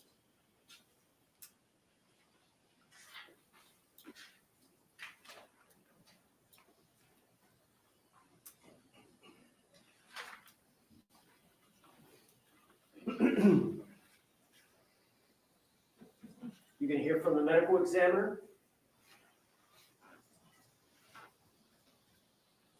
She is going to tell you about some bruising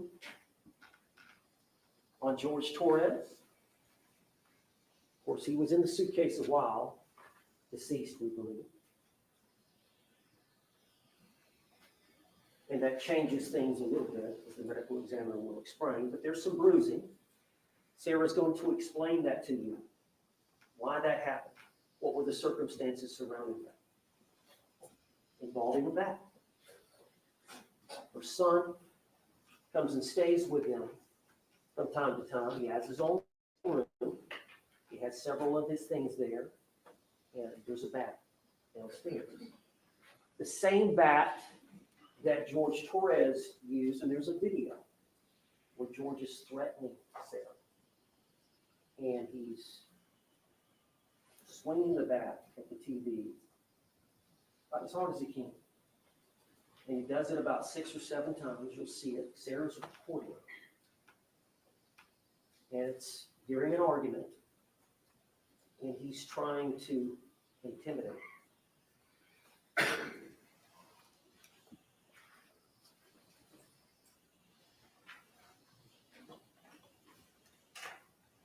Sarah loved you. You know, you're going to hear why women don't leave. Why women don't leave. And you're going to hear about Sarah Boone and her struggles, her mental health struggles.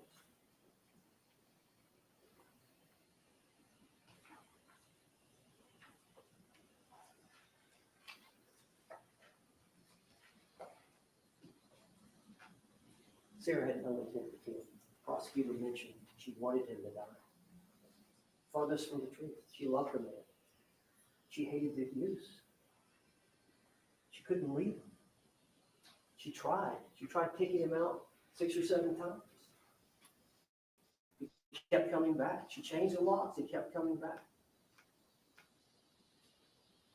She didn't have the family. She didn't have the support. She was weak, vulnerable. You're going to hear it all.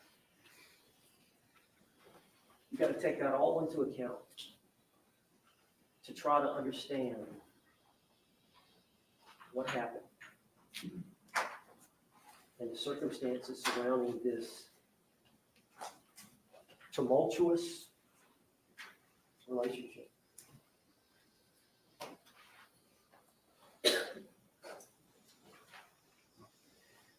Now, you're going to find that Sarah's not perfect.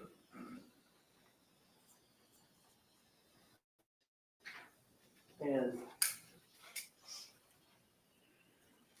you know, she goes, as many of us do when we drink too much, you know, you sleep in. She slept in. 11, 12, 1, somewhere around there. She moseys downstairs looking for George. Thought he was on the computer looking for a job. She looked outside, maybe he's out smoking a cigarette, and she sees the suitcase.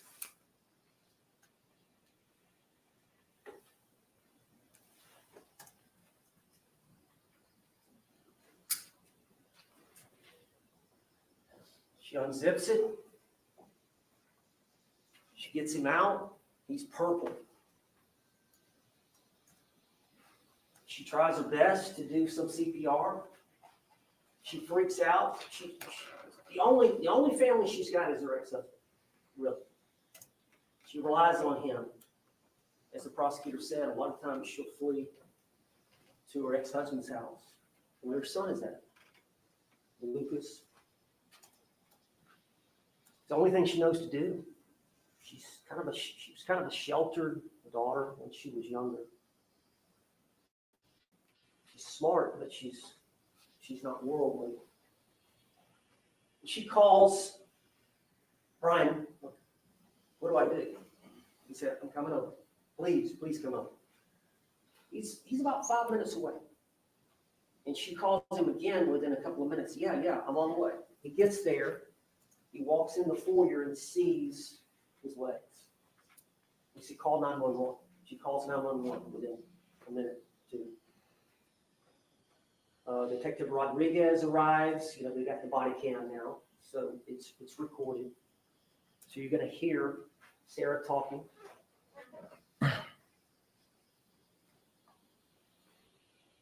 But Sarah's freaking out. Sarah's thinking, and I'm somehow responsible.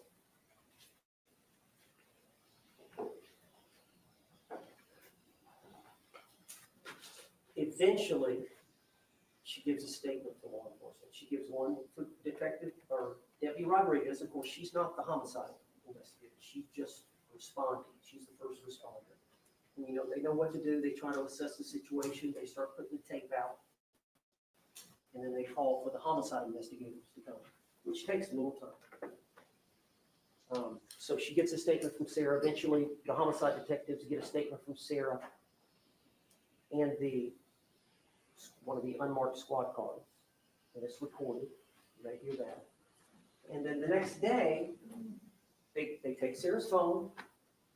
Sarah gives them the phone, signs the consent, take the phone, take it to, they have a phone extraction people at the sheriff's department where they can take it and take out all the data, all your phone calls, text messages, photographs, videos, all that.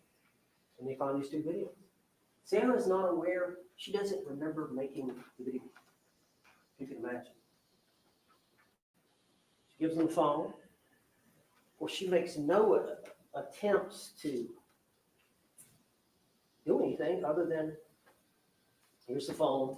So they tell her, you're going to get your phone back tomorrow. We'll bring it back to you tomorrow. Well, they end up having a conversation with the female detective, homicide detective, Hobson is her name, Chelsea Hobson. And they end up, Deputy Hobson was pregnant, or Detective Hobson was pregnant. They said, end up, hey, we're not going to bring your phone. I'm not feeling good. Pregnant. Can you come to the sheriff's department? Which Sarah Boone was to tell you that was what I was going. That's what they told me I was going to the sheriff's department for. Well, instead, it was an interrogation. And they were going to arrest her. They made their mind up on it. And they were going to confront her and try to get her to confess based on the two videos. And so there was approximately a 2-hour interrogation that was on the 25th in the afternoon. When she got there to get her phone, they said, well, we got to come up here. We need to talk. And they got her in the room. It's a small room, but it's being videotaped and audio taped. And it goes on for about 2 hours of them trying to get a confession to murder. And it doesn't happen. But Sarah lies. She's scared. She can tell they're trying to pin her on this, that this was some kind of intentional act, and it was not. So she lies. She's not a lawyer. She doesn't know about self-defense. She doesn't understand she has a lawful right to defend herself. Yeah, I She call doesn't yes on understand that. that she's justified in using the force that she used. She doesn't. I wasn't there to advise her. No lawyer was there. Because she didn't ask for So one. she lied. And you're going to hear that. So you're going to have to balance that versus her taking the stand and testifying before you. And we simply ask that you look for the evidence of cooperation of her testimony. It's going to be later, probably next week. The judges will tell you in reading instruction on evaluating a witness's credibility. Except playing hide and seek Other evidence that's consistent. or being a lawyer. So you're going to have to weigh that. in her testimony. Now, self-defense, we talked about it in jury selection, usually a gun, some deadly weapon. The suitcase in this case was a physical restraint or a blocking of an attack, but it was unconventional. Self-defense nonetheless. Now, as I said, the struggles that occurred, many of them involve the police. So you're going to actually hear from some of the police officers. Maybe some body cam footage. You're going to see some photographs that they took of the injuries to Sarah Boone. And some of the videos you may see of her in a very happy, joyful type of thing. Well, number one, she's intoxicated. Number two, she's safe. The police are there. So her attitude is not one of distress. Did he just say she was still drunk when the police got there?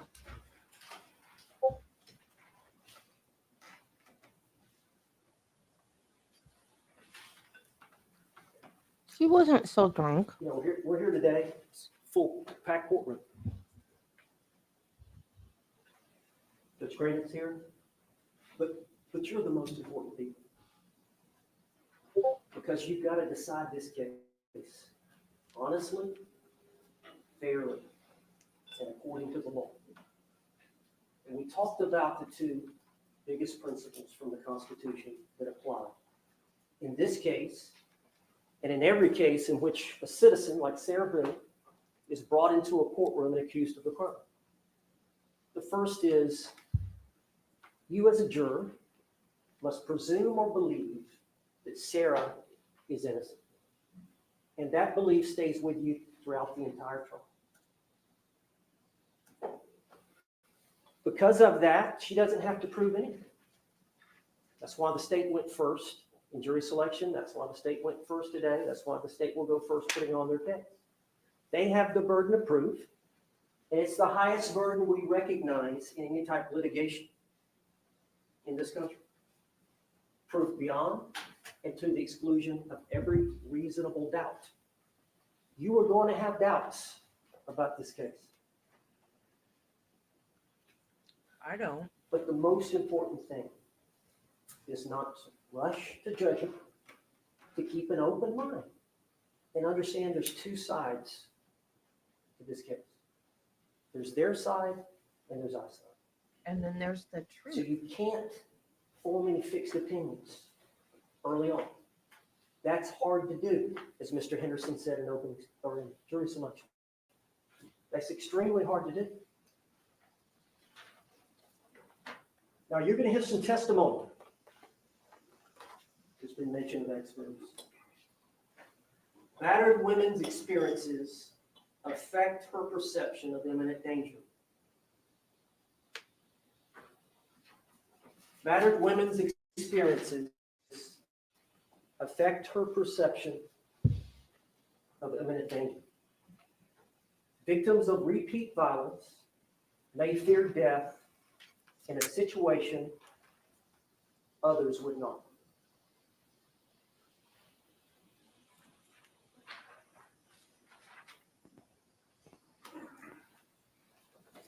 After hearing both sides of this case, we're confident you're going to have a reasonable doubt. And we're going to ask you to follow the law and do justice in this case. And find Sarah Boone not guilty. Because it's the right thing to do. Thank you. Thank you, sir. Can the parties approach for a moment?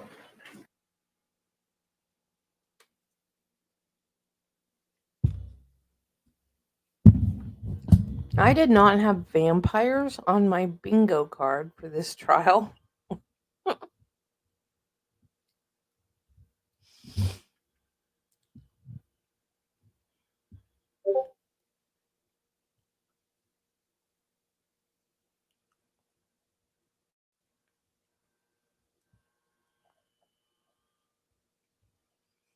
I don't know how anyone can look at that video and not just automatically find her guilty. Yeah, the state said something about vampires, about how you have to invite them in. And then he's like, "We've been invited into this case," or something like that. I could barely hear him because of the mic or lack of mic. It almost sounded like his mic, like he had a lapel mic on that was like cutting in and out, but it was like so quick. It'd be like a sharpener, like when you rub the mic, how it makes like kind of a sharp noise.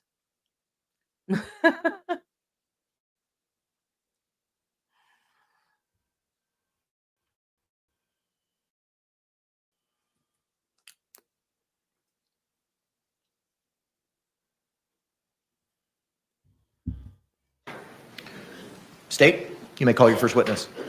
State will call Juan Torres.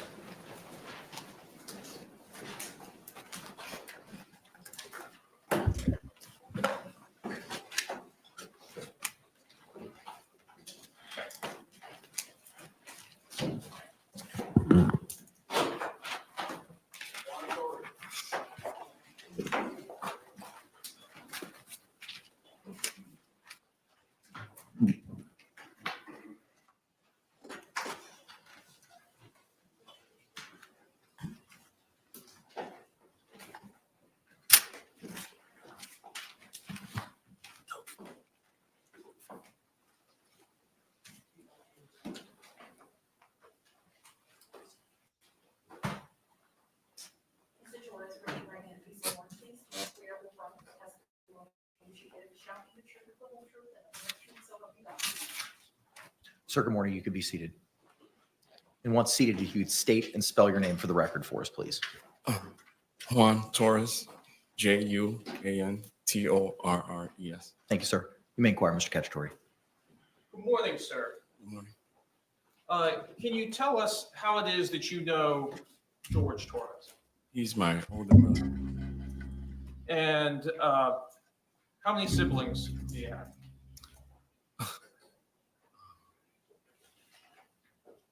He has to think. Good Six. Lord.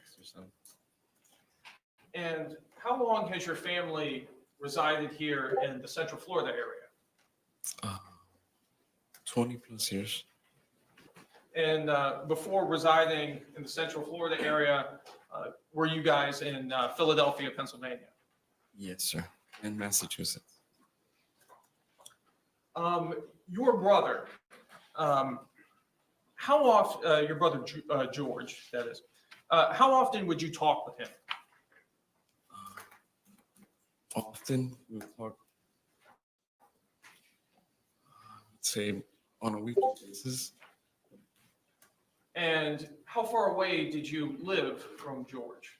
About 5-10 minutes. Very close. Would you see him pretty often? I would try not to go there too much. Who was George living with at the time that he passed away? Wait, Sarah. And without getting into many details, what was your relationship like with Sarah? We wouldn't really have a relationship. Would it be fair to say you didn't get along with her? Yes. Back on February 23rd, 2020, did you have an occasion to talk to your brother on that day? Yes, sir. And when you spoke with your brother on that day, did you FaceTime with him or did you speak with him over the phone? We talked on the phone. Was that phone to your ear or was that phone? It was on speaker. And who was present? My wife and my 2 kids. And without telling us anything that George may have said to you, can you tell us what the topic of that conversation was? We were just talking like we normally did. He just calling me to check on me basically. Now, in the background of that conversation on the evening of February 23rd, 2020, what did you hear? Sarah's in the background yelling. And you recognized her voice? Yes. What was she yelling about? Something about choking or how he choked her. I really don't. That was it. About how long was this conversation that you had? Maybe 10 minutes, I think it was. How did the conversation end? Because she was yelling in the background, so that was it. Did she sound upset? She sounded upset. Did you talk to your brother after that conversation? No, that was the last conversation I had.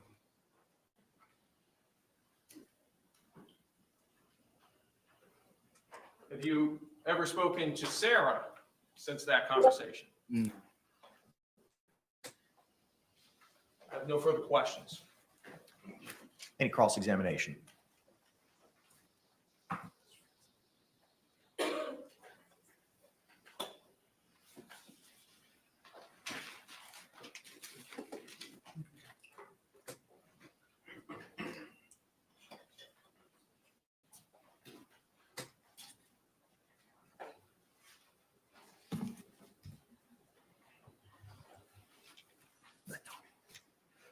Good morning, sir. Good morning. In the beginning, when you started, it was hard for me to hear, but I know you were talking about other siblings, other family members that you had here. Could you repeat that for me, please? Here in Orlando, I have one sister and 3 brothers. Sister and 3 brothers? Yes, sir. Okay.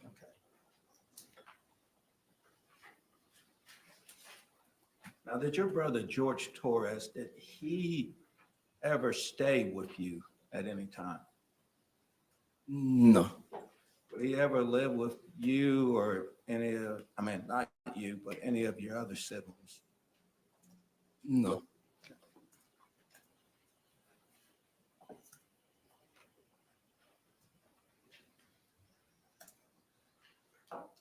All right, sir, let's go back to this phone call that you were talking about that was on February 23rd of 2020.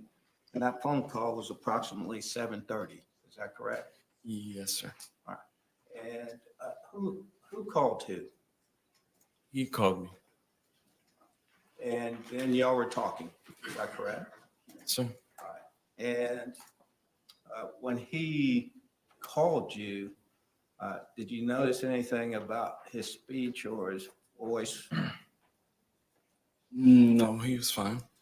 Sounded normal? Yes, sir. Okay. So he wasn't slurring his words or anything like that?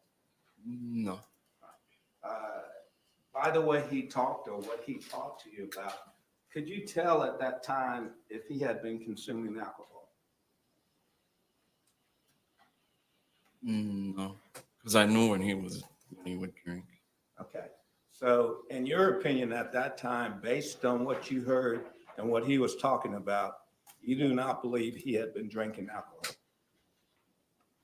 No.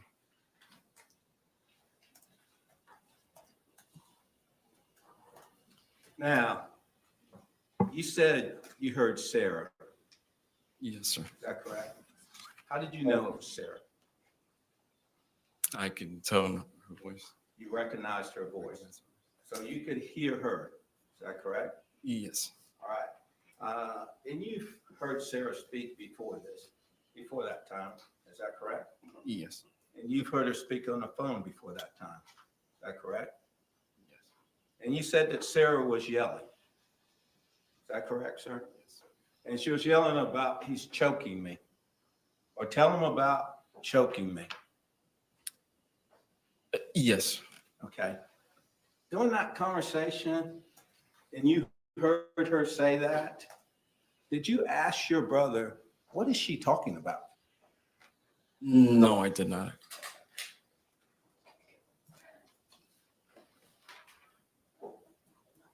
Did that statement at that time, did that statement surprise you?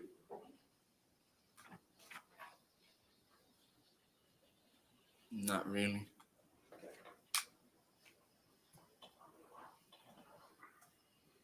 You've heard it before?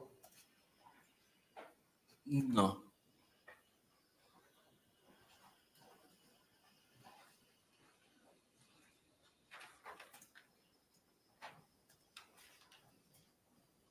Based on Sarah's voice that you've heard, was it any indication to you that she had been drinking? No. No?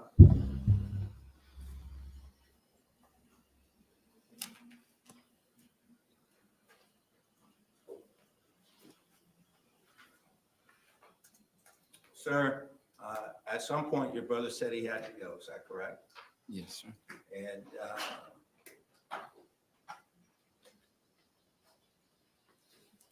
did he hang up on the conversation? Yes. And did he say bye and you say bye? Yes. Thank you, sir. I don't have. If I can confirm. You may, sir.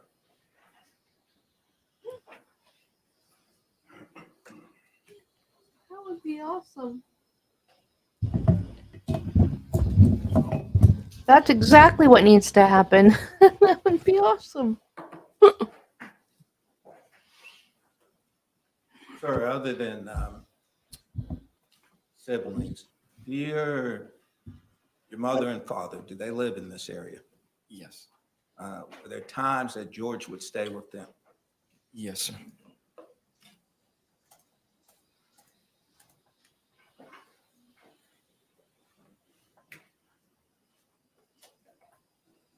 Thank you, sir. No further questions. Any redirect examination? No, Your Honor. Can this witness be released? Yes, Your Honor. Defense? Actually, we'll keep him subject to recall, Your Honor. Okay. I would agree with that. All right, sir. You're released subject to recall by either party. Thank you.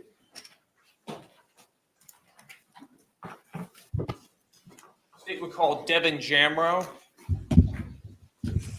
And we have Latinos that live around us because they work for the dairy. I guess they're like, what's it called? Like a green card or whatever when they come over here to work. And they are so nice. But a lot of them don't speak English. But the one that does, my husband talks to him all the time and he says he's such a nice guy. And they don't ever bother us, ever. They party, they have parties out there in their front yard. But they don't even play the music loud. Like we can hear it if we go outside, but we can't hear it inside the house or anything. They're a bunch of sweet guys. They're really, really nice.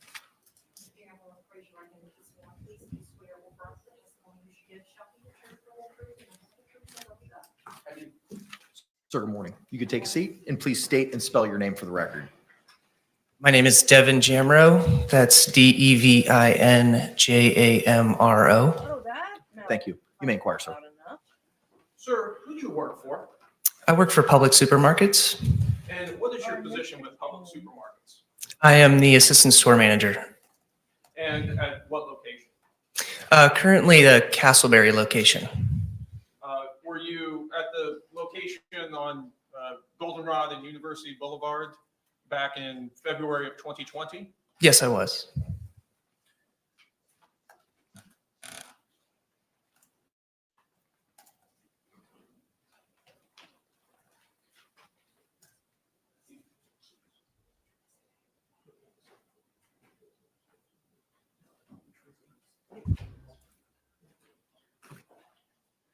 Your Honor, may I approach the witness which has been previously marked for identification as States D and been shown to defense? D is in Delta?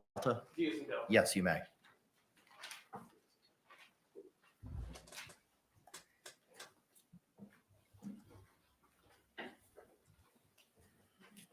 Sir, I'm showing you it's been marked for identification as States D. Could you use these scissors and open this and look at the contents of this package to yourself? Sure.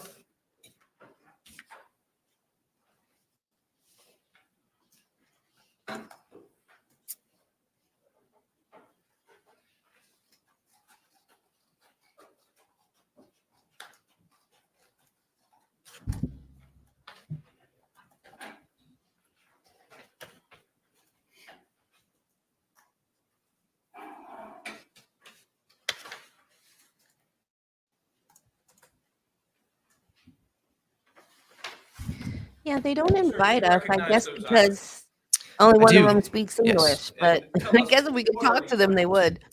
These are Publix receipts.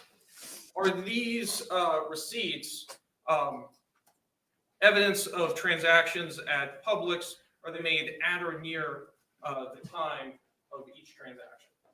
They are absolutely made at the time of the transaction. And is it in the normal course of business that Publix keeps these receipts? Yes, And these fairly and accurately appear to be the receipts from your Publix store. yep, Your Honor, at this time, I'd like to move what's previously been marked for identification as states D into evidence. Any objections? No objection? What was pre-marked as states D will be received into evidence without objection as states 1.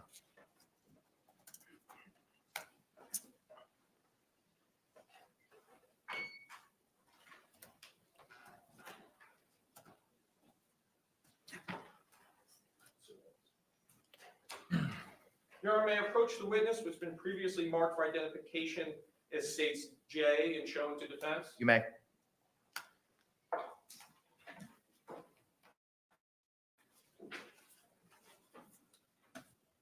Sir, I'm showing you it's been marked for identification as states J. Can you take a look at that disc?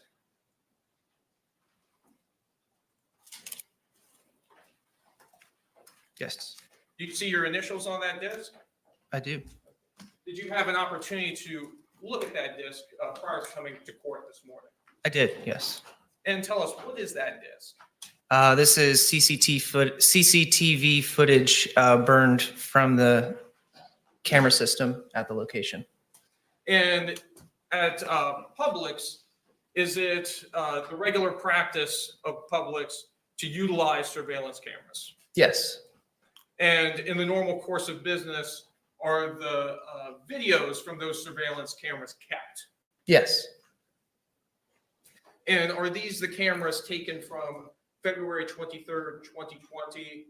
And I believe there's 2 video clips included, one at 12:17 p.m. and another at approximately 5:39 p.m. yes, And they fairly and accurately represent the surveillance video that was submitted from Publix to law enforcement in this case. they do, yes. Your Honor, at this time, I'd like to move what's previously been marked for identification as states J into evidence. Any objections? No objection? What was pre-marked as states J will be received into evidence without objection as states 2. And I have no further questions for this witness. Any cross-examination? Can this witness be released? Yes. Thank you, sir. You're released. Thank you. Have a great day.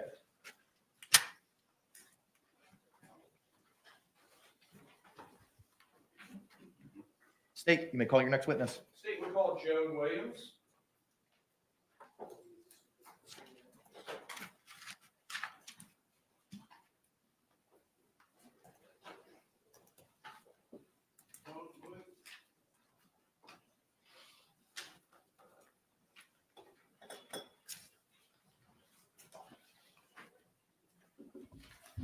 I guess we don't get to see the video.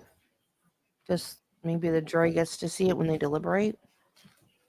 It's just store of George or Jorge or whatever we're calling him now in the store.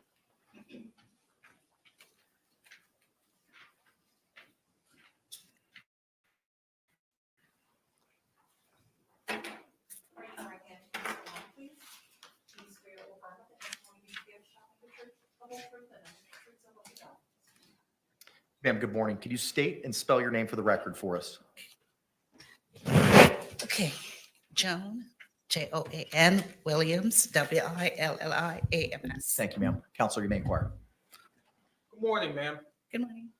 Can you tell us what it is that you do for a living? I'm a 911 call taker at the Orange County Sheriff's Office, And how long have you held that position? 24 years. And tell us, what are your duties as a 911 call taker? I answer phones for an emergency, non-emergency, medical, which I transfer to the medical side of the business. And is it the regular practice of Orange County to record 911 calls? All lines are recorded. And is it the regular practice of Orange County to keep records of each of those 911 calls? Yes. And those records are made at or near the time of each call, correct? Yes.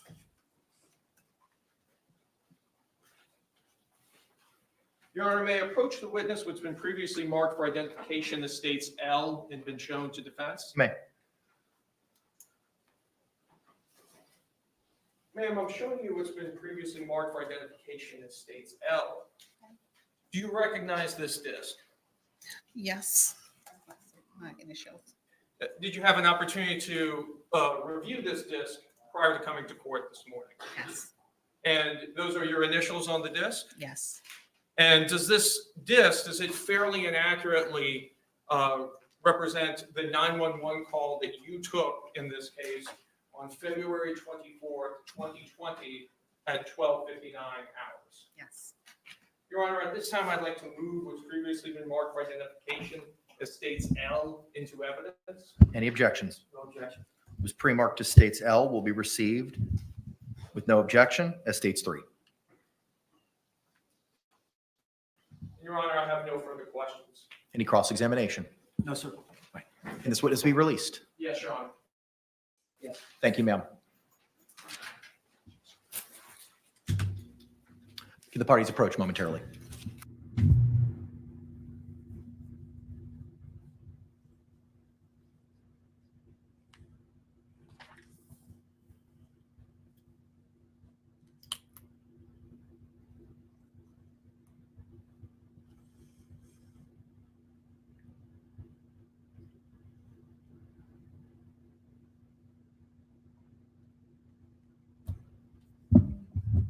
Are they getting all the boring stuff out of the way first?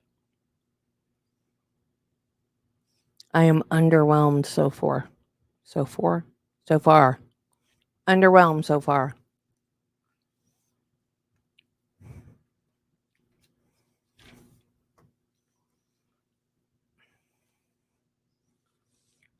You know, I don't think we're going to have to listen to a long list of,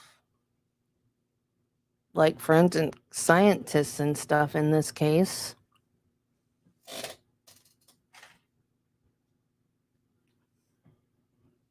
I mean, State, you may call your next witness.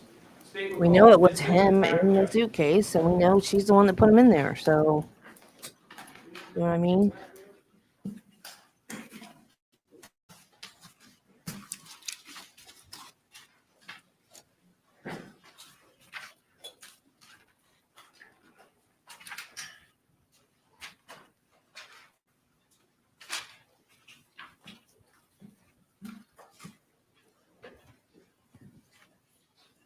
Raise your right hand and be sworn. Please be swear or affirm that the testimony you give shall be the truth, full truth, and the truth, so help you God.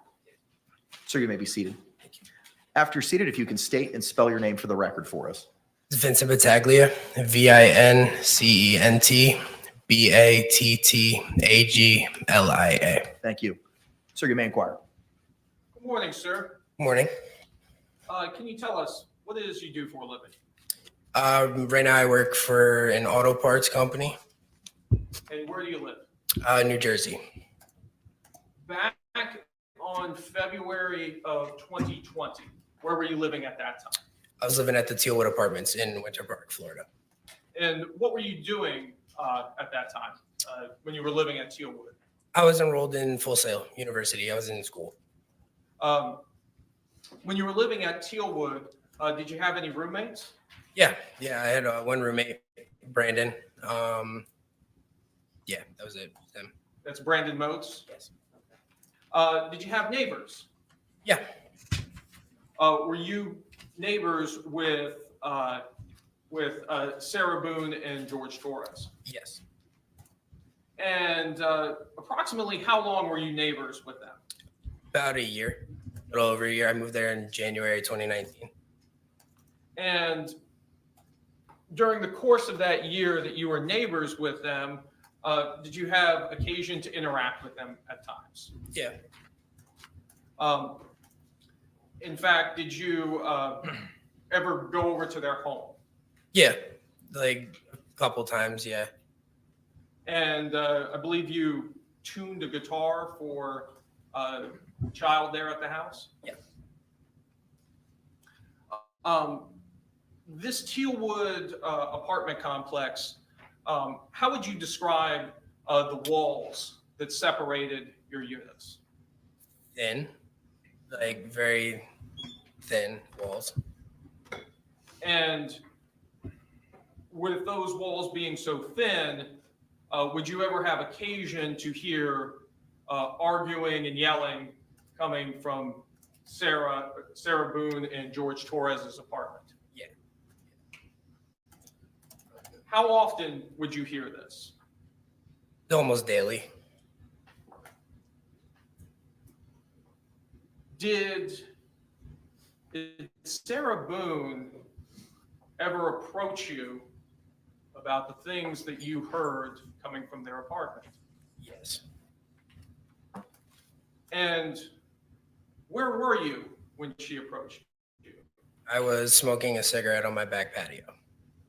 And approximately what time It was was this? pretty late. I can't remember the exact time, but it was definitely anywhere between like midnight to 2 a.m., like right around there.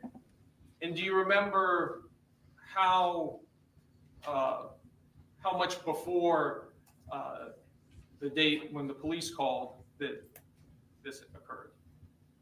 A few months, like it probably 4 to 5 months before that.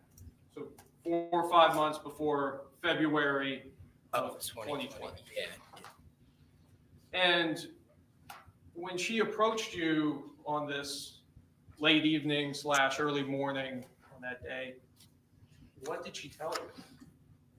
Pretty much just kind of like if I do hear anything like through the walls or whatever that's out back, just kind of keep my mouth shut. Like don't really speak about it or anything like that or say anything to anyone. And I just was like, okay. Did she make any motions with her hands? Yeah, like just kind of like, you know, finger over the lips, like kind of shh, like keep it hush, like that kind of thing. So she told you not to report anything you may have heard about arguments or yelling or fighting, anything going on over there. Yeah. Yeah. Do you recall the evening of February 23rd, 2020? I do, yeah. And what about that evening sticks out to you? That sticks out to me from that night was literally just there was a very, very loud noise that I heard that was loud and powerful enough to shake my bedroom wall. And I remember that because I was sitting on my bed on FaceTime with my girlfriend at the time, and I literally felt the wall shake and it stopped me mid-conversation. And she even asked me through the computer, like, what was that? And I was like, I have no idea. Did you hear any yelling coming from their apartment on that night? Before that, yeah, like it was just arguing kind of stuff. What was the last thing you heard? The last thing I heard was like the loud noise and just a little bit of shuffling, and that was kind of it. It just kind of went silent after that. Could you hear anything that was being said? Not clearly, and it was never really anything clear. It was just like you could hear arguing back and forth, just kind of like and kind of like an I hate you, like it's whatever it is, whatever the argument was about kind of thing. At the time, that's really all it was, but it was never really clear enough to hear like the full argument. And honestly, I never really paid attention too much to it. If I heard it, I kind of stepped into my living room to be further away from it. Did you hear both the defendant's voice and also George Torres's voice? Yeah, all the time. It was like a back and forth. So other than the statements and the phrases of I hate you, you weren't able to discern the contents of this argument. No.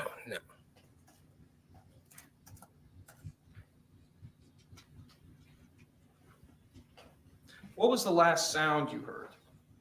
The last sound that I heard was like the loud banging noise that it was like a very odd sounding noise that I've never heard before this day, but it very much sounded like it was where my bed was positioned. It was kind of towards the back of the apartment, and it almost sounded like it was coming towards me, but like on the side of me, then it was just like a loud rumbling noise, like that literally sounded like it was kind of far away from me. And then it like ended up like almost next to me. And like I said, the walls are thin, so like it's very easy to hear like through the walls, and not even just sideways. Like I hear my upstairs neighbor, like all around, very thin walls. Now, was your bedroom, where was it located in your apartment? The back of the apartment. So it was like there's like a little kick out next to my patio, and that's like that was my bedroom back there, like along the grass back there. On the first floor? On the first floor, yeah. I have no further questions. Any cross-examination? Mr. Tagley, good morning. Good morning. Now, you said that you lived there next to Sarah Boone and George Torres for about a year. Yes, sir. Are you aware that the police were called to their residence Like, while you were there for the year? Are you aware of any incident in which the police were called to their residence? I had never seen anybody there, but I had had other neighbors in the complex tell me that it has been on multiple occasions. So that's why. Just instead of what somebody else told you, Yeah. just what you would observe. Did you ever, the year that you were there living next to them? Yeah. Were you ever aware that the police were called to their residence? No, the times that I was home, I never saw any police at the apartment there. And did you work odd hours, or you went? Yeah, and with my schooling and stuff too, I used to have class at like 1 o'clock in the morning. So all the time I was at random moments, like just not home throughout the day and night and stuff like that. So yeah. Do you have an opinion as to whether or not, based on your interaction with Sarah Boone? I'm going to object. Let me finish the question first, please. Do you know, from your experience with Sarah Boone and your experience with George Torres, that they drank alcohol? Yeah. Hang on. I'll withdraw to that question. Okay, thank you. Yes. Are you aware that they both consumed alcohol to excess? Yes.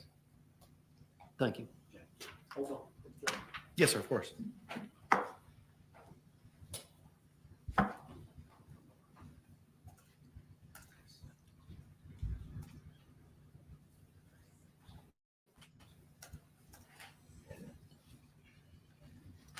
Vincent, I think you had testified, you may have given a statement to law enforcement, Yes, it was one of the detectives. a recorded statement.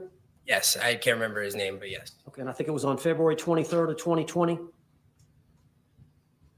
Yeah, right around that time. Yeah. I believe you had said that I'm going to object this to improper impeachment. Approach.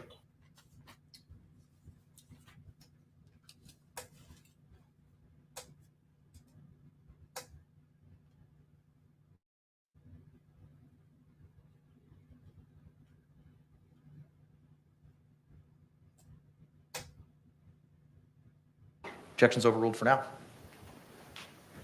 Sir, would it be fair to say on that date you got home around 7 p.m.? 7 p.m. Yes. Which day was this? Sunday, February 23rd, 2020.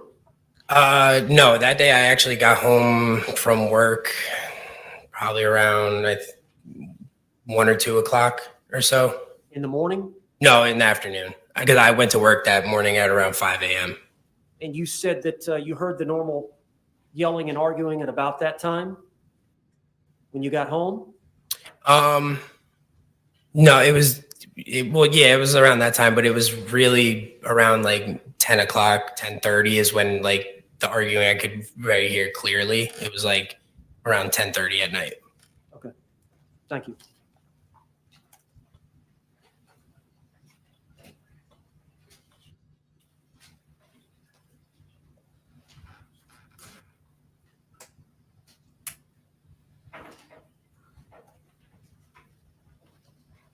Thank you. Any redirect? Just very briefly. Yes, sir.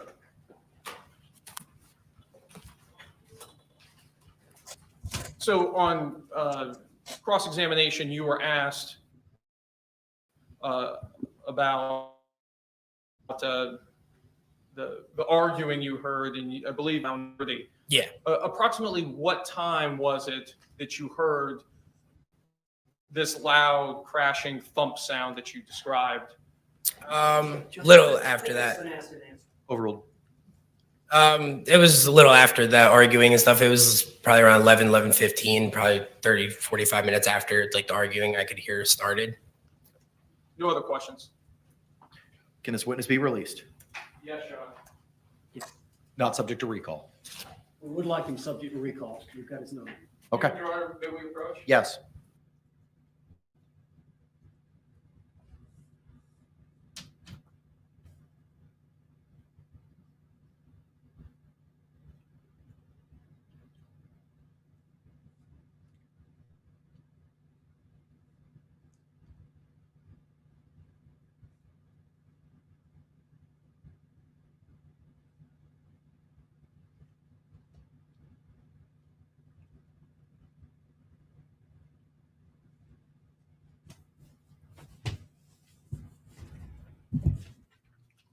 It took me the whole redirect to type this dude's name. I hit enter about All right, sir. the time You are he released, was not subject to done. recall. Have a great day. Thank you. The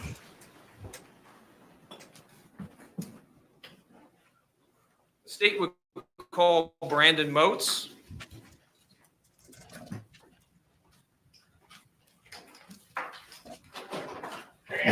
Bless you.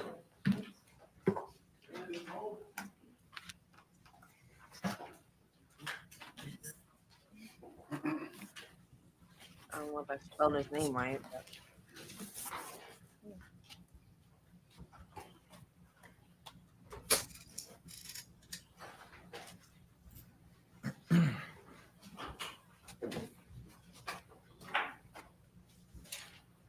Raise your right hand, please. Swear or affirm that the testimony you give shall be the truth, the whole truth, and nothing but the truth, so help you God. Thank you, sir. You can be seated.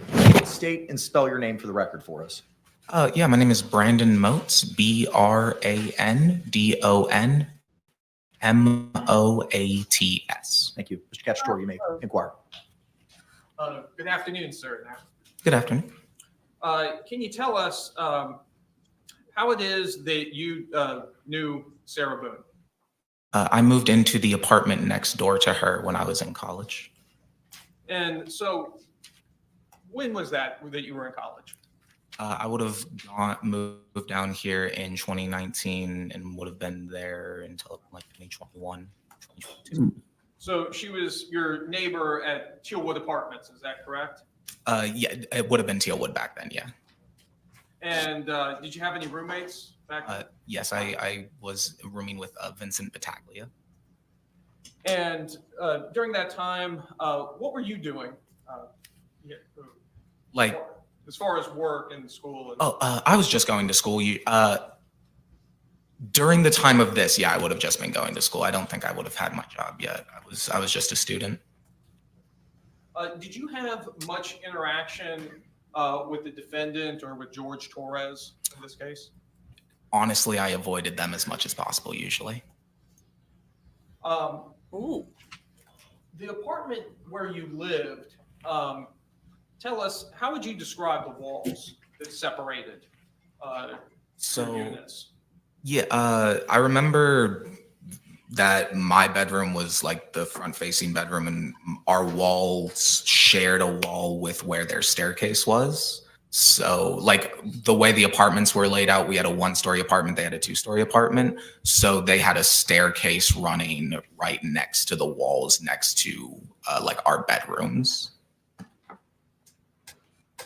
Would you ever have occasion to hear arguing and yelling going on inside of the defendant's apartment? Yes, the walls were pretty thin. So if people were yelling, you could definitely hear it. And how often would you hear arguments or disagreements going on over there? When I first moved in, it was so like it was at least like once a week, to the point that I started tuning them out. Like I got good enough at just like not listening to them. They argued very, very often. Do you recall the evening of February 23rd, 2020? Yes, sir. And on that evening, could you hear arguing going on in their unit? Not late into the evening, earlier into the evening, probably like 7, 8 o'clock that evening, probably like earlier on, I could hear arguing. And where were you inside of your apartment? I would have been in my bedroom pretty much all night. And your bedroom, just so that we can paint the picture, where would that would it have been, on the first floor or the second floor? We had a first floor apartment. Okay, so all the units were, or all the bedrooms were on the first floor. Yeah, like I was saying before, we had a 1-story apartment, and then they next door had like a 2-story townhouse. So we only had the 1 floor. Understood. And at a certain point in the evening, did you hear a loud crashing sound? Yeah, probably around 10:30, 11 o'clock that evening. And can you describe that sound for us in more detail? I mean, yeah, at literally, like I said, at like 10:30, 11 o'clock, it's the way their staircase was set up. I could, my bedroom, the top of their staircase would have been like above my ceiling. It ends next to where like my roommate's apartment was. So I could hear something start above me super loud and then fall away from me like it was falling down the stairs. Did this affect the walls that were between your 2 apartments? Oh yeah, me and my roommate, I remember me and my roommate talking the next day about like we could literally, like, it shook both of our rooms. Did you ever have occasion to talk with the defendant about what happened? I never saw her after that. She would have, I never saw her after that happened. No further questions. Any cross-examination?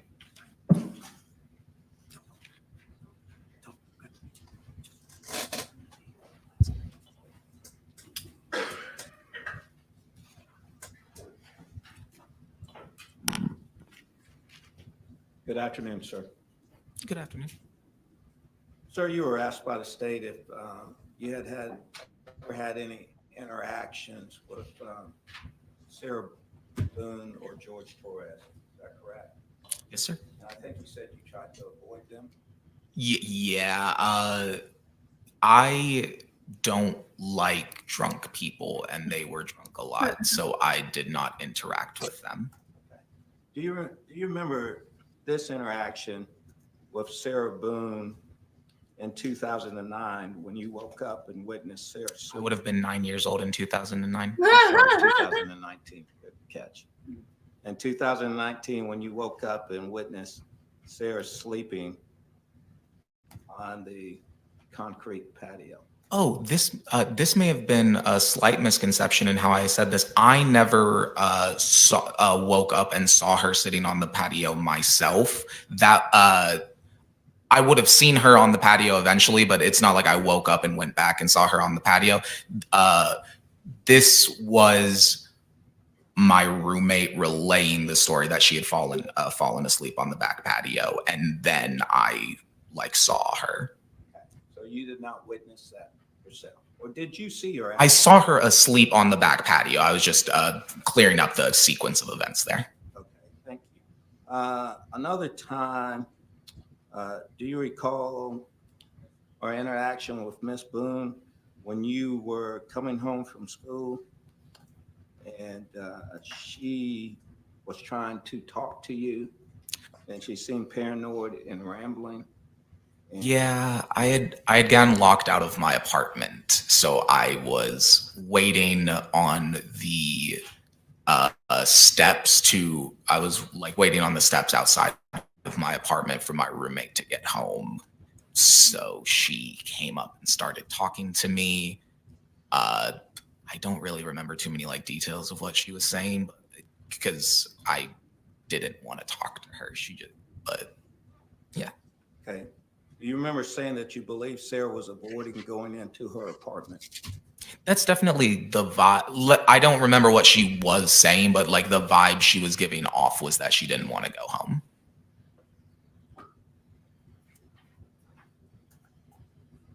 Now, I believe, and I just want to make sure that I heard you, you said that the first arguments, other than the boom, which was like 10 something, initially it was around 7 p.m. You heard arguing?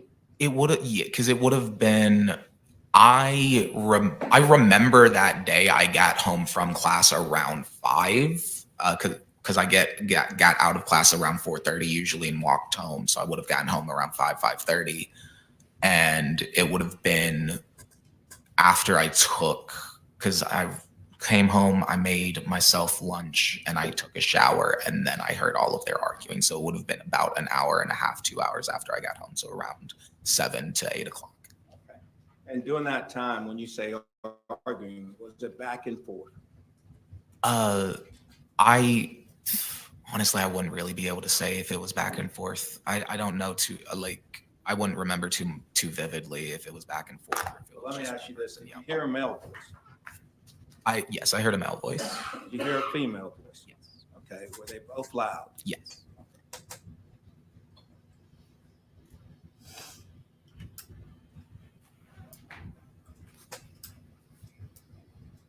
If I can confirm, Jay. Yes, sir, of course.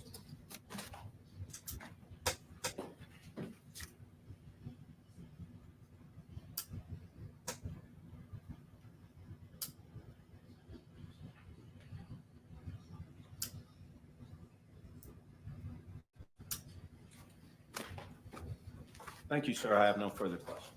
Any redirect? No, Your Honor. Can this witness be released? Yes, Your Honor.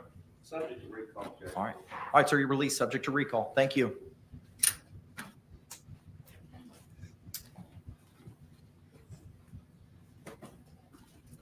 Can the parties approach?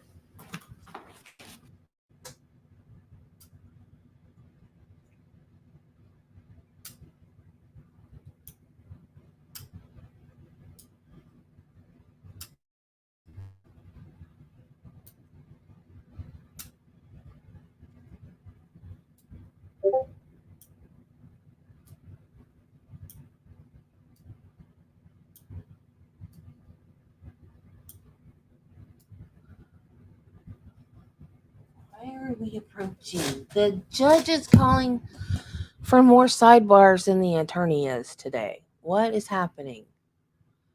I don't know. I don't know. I don't know.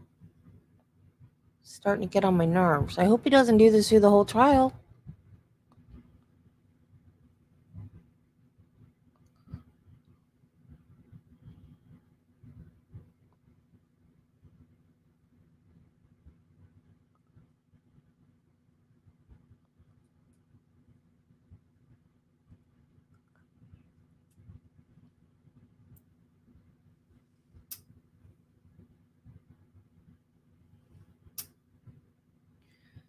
I don't think her hair is all that bad, but I used to wear my hair short too.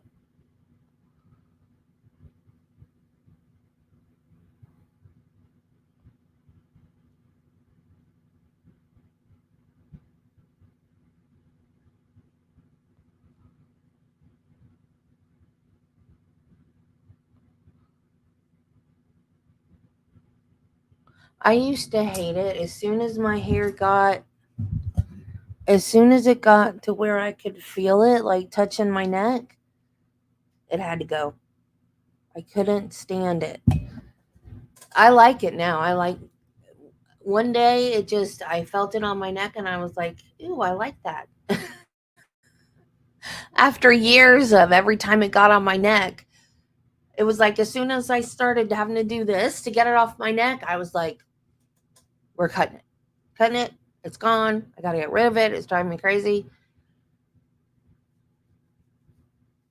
And this last time it was like, oh, wow, I like it. And I had grown it out. It was longer than this. Not a whole lot longer, but longer than this. And then I decided that I wanted to do like a chin length thing again. And I hated it. You know, somebody that has a crush on Sarah? Yeah. Members of our jury, Well- thank you so much for your time, your attention, and your participation in this very important process. It is 12:21. At this point in time, we're going to go ahead and take our lunch break. I'm going to ask that you return here no later than 2 p.m. so we can pick up at that point in time outside of here, 12 Alpha in the Orange County Courthouse. And I'm going to give you an instruction. You're going to hear this instruction a lot over the next couple of days. Jurors, you must not conduct any investigation on your own. This includes reading newspapers, watching television, or using a computer, cell phone, the internet, any electronic device, or any other means at all to get information related to this case or the people and places involved in this case. This applies whether you are in the courthouse, at home, or anywhere else. You must not visit places mentioned in the trial or use the internet to look at maps or pictures to see any place discussed during the trial. Jurors, do not watch local news or read local newspapers. Jurors must not have any discussions of any sort with friends, family members, or even your fellow jurors about the case or the people and places involved. So do not let anyone make comments to you or ask questions about the trial. I want to stress again that just as you must not talk about this case face-to-face, you must not talk about this case by using an electronic device. You must not use phones, computers, or other electronic devices to communicate. Do not send or accept any messages related to this case or your jury service. Do not discuss this case or ask for advice by any means at all, including posting information on an internet website, chat room, or blog. With that, members of the jury, please leave your pens and your notepads on each chair. The deputy will collect them. We'll see you at 2 o'clock, and I thank you for your service.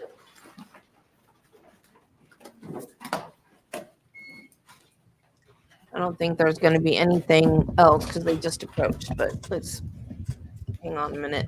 I don't think I would say she's hot.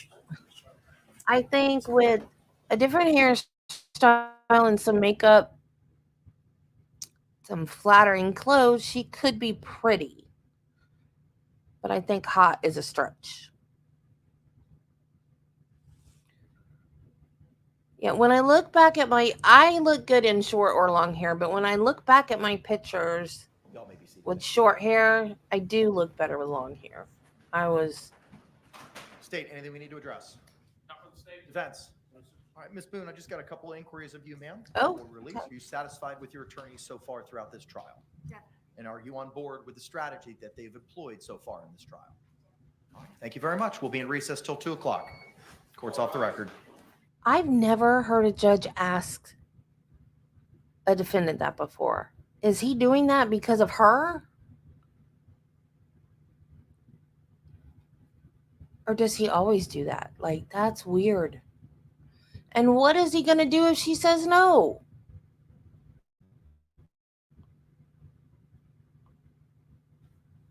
Yeah. Exactly. Well, yeah, exactly. What was that about? Excuse me.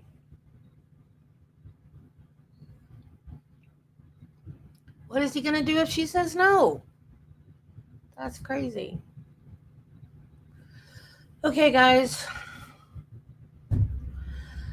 I'm going to take a break. And I will be back at 2. So I will see you guys then. Hopefully I will feel better for the afternoon session.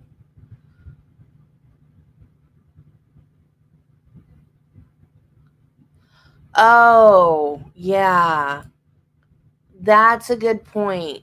Are they still on the record when he asked her that? Because he asked her that yesterday after the. Did he ask her that yesterday after the hearing? I know after jury selection was done, because I did end up watching jury selection yesterday. He asked her that after jury selection was done. I can't remember if he asked after the hearing yesterday. But that makes sense. Because if it's on the record, man, David, you're a smart cookie. Because if it's on the record, she can't complain about ineffective assistance of counsel if every time she's asked, she says yes. Makes sense. Makes sense. Okay, I'll see you guys at 2. Bye.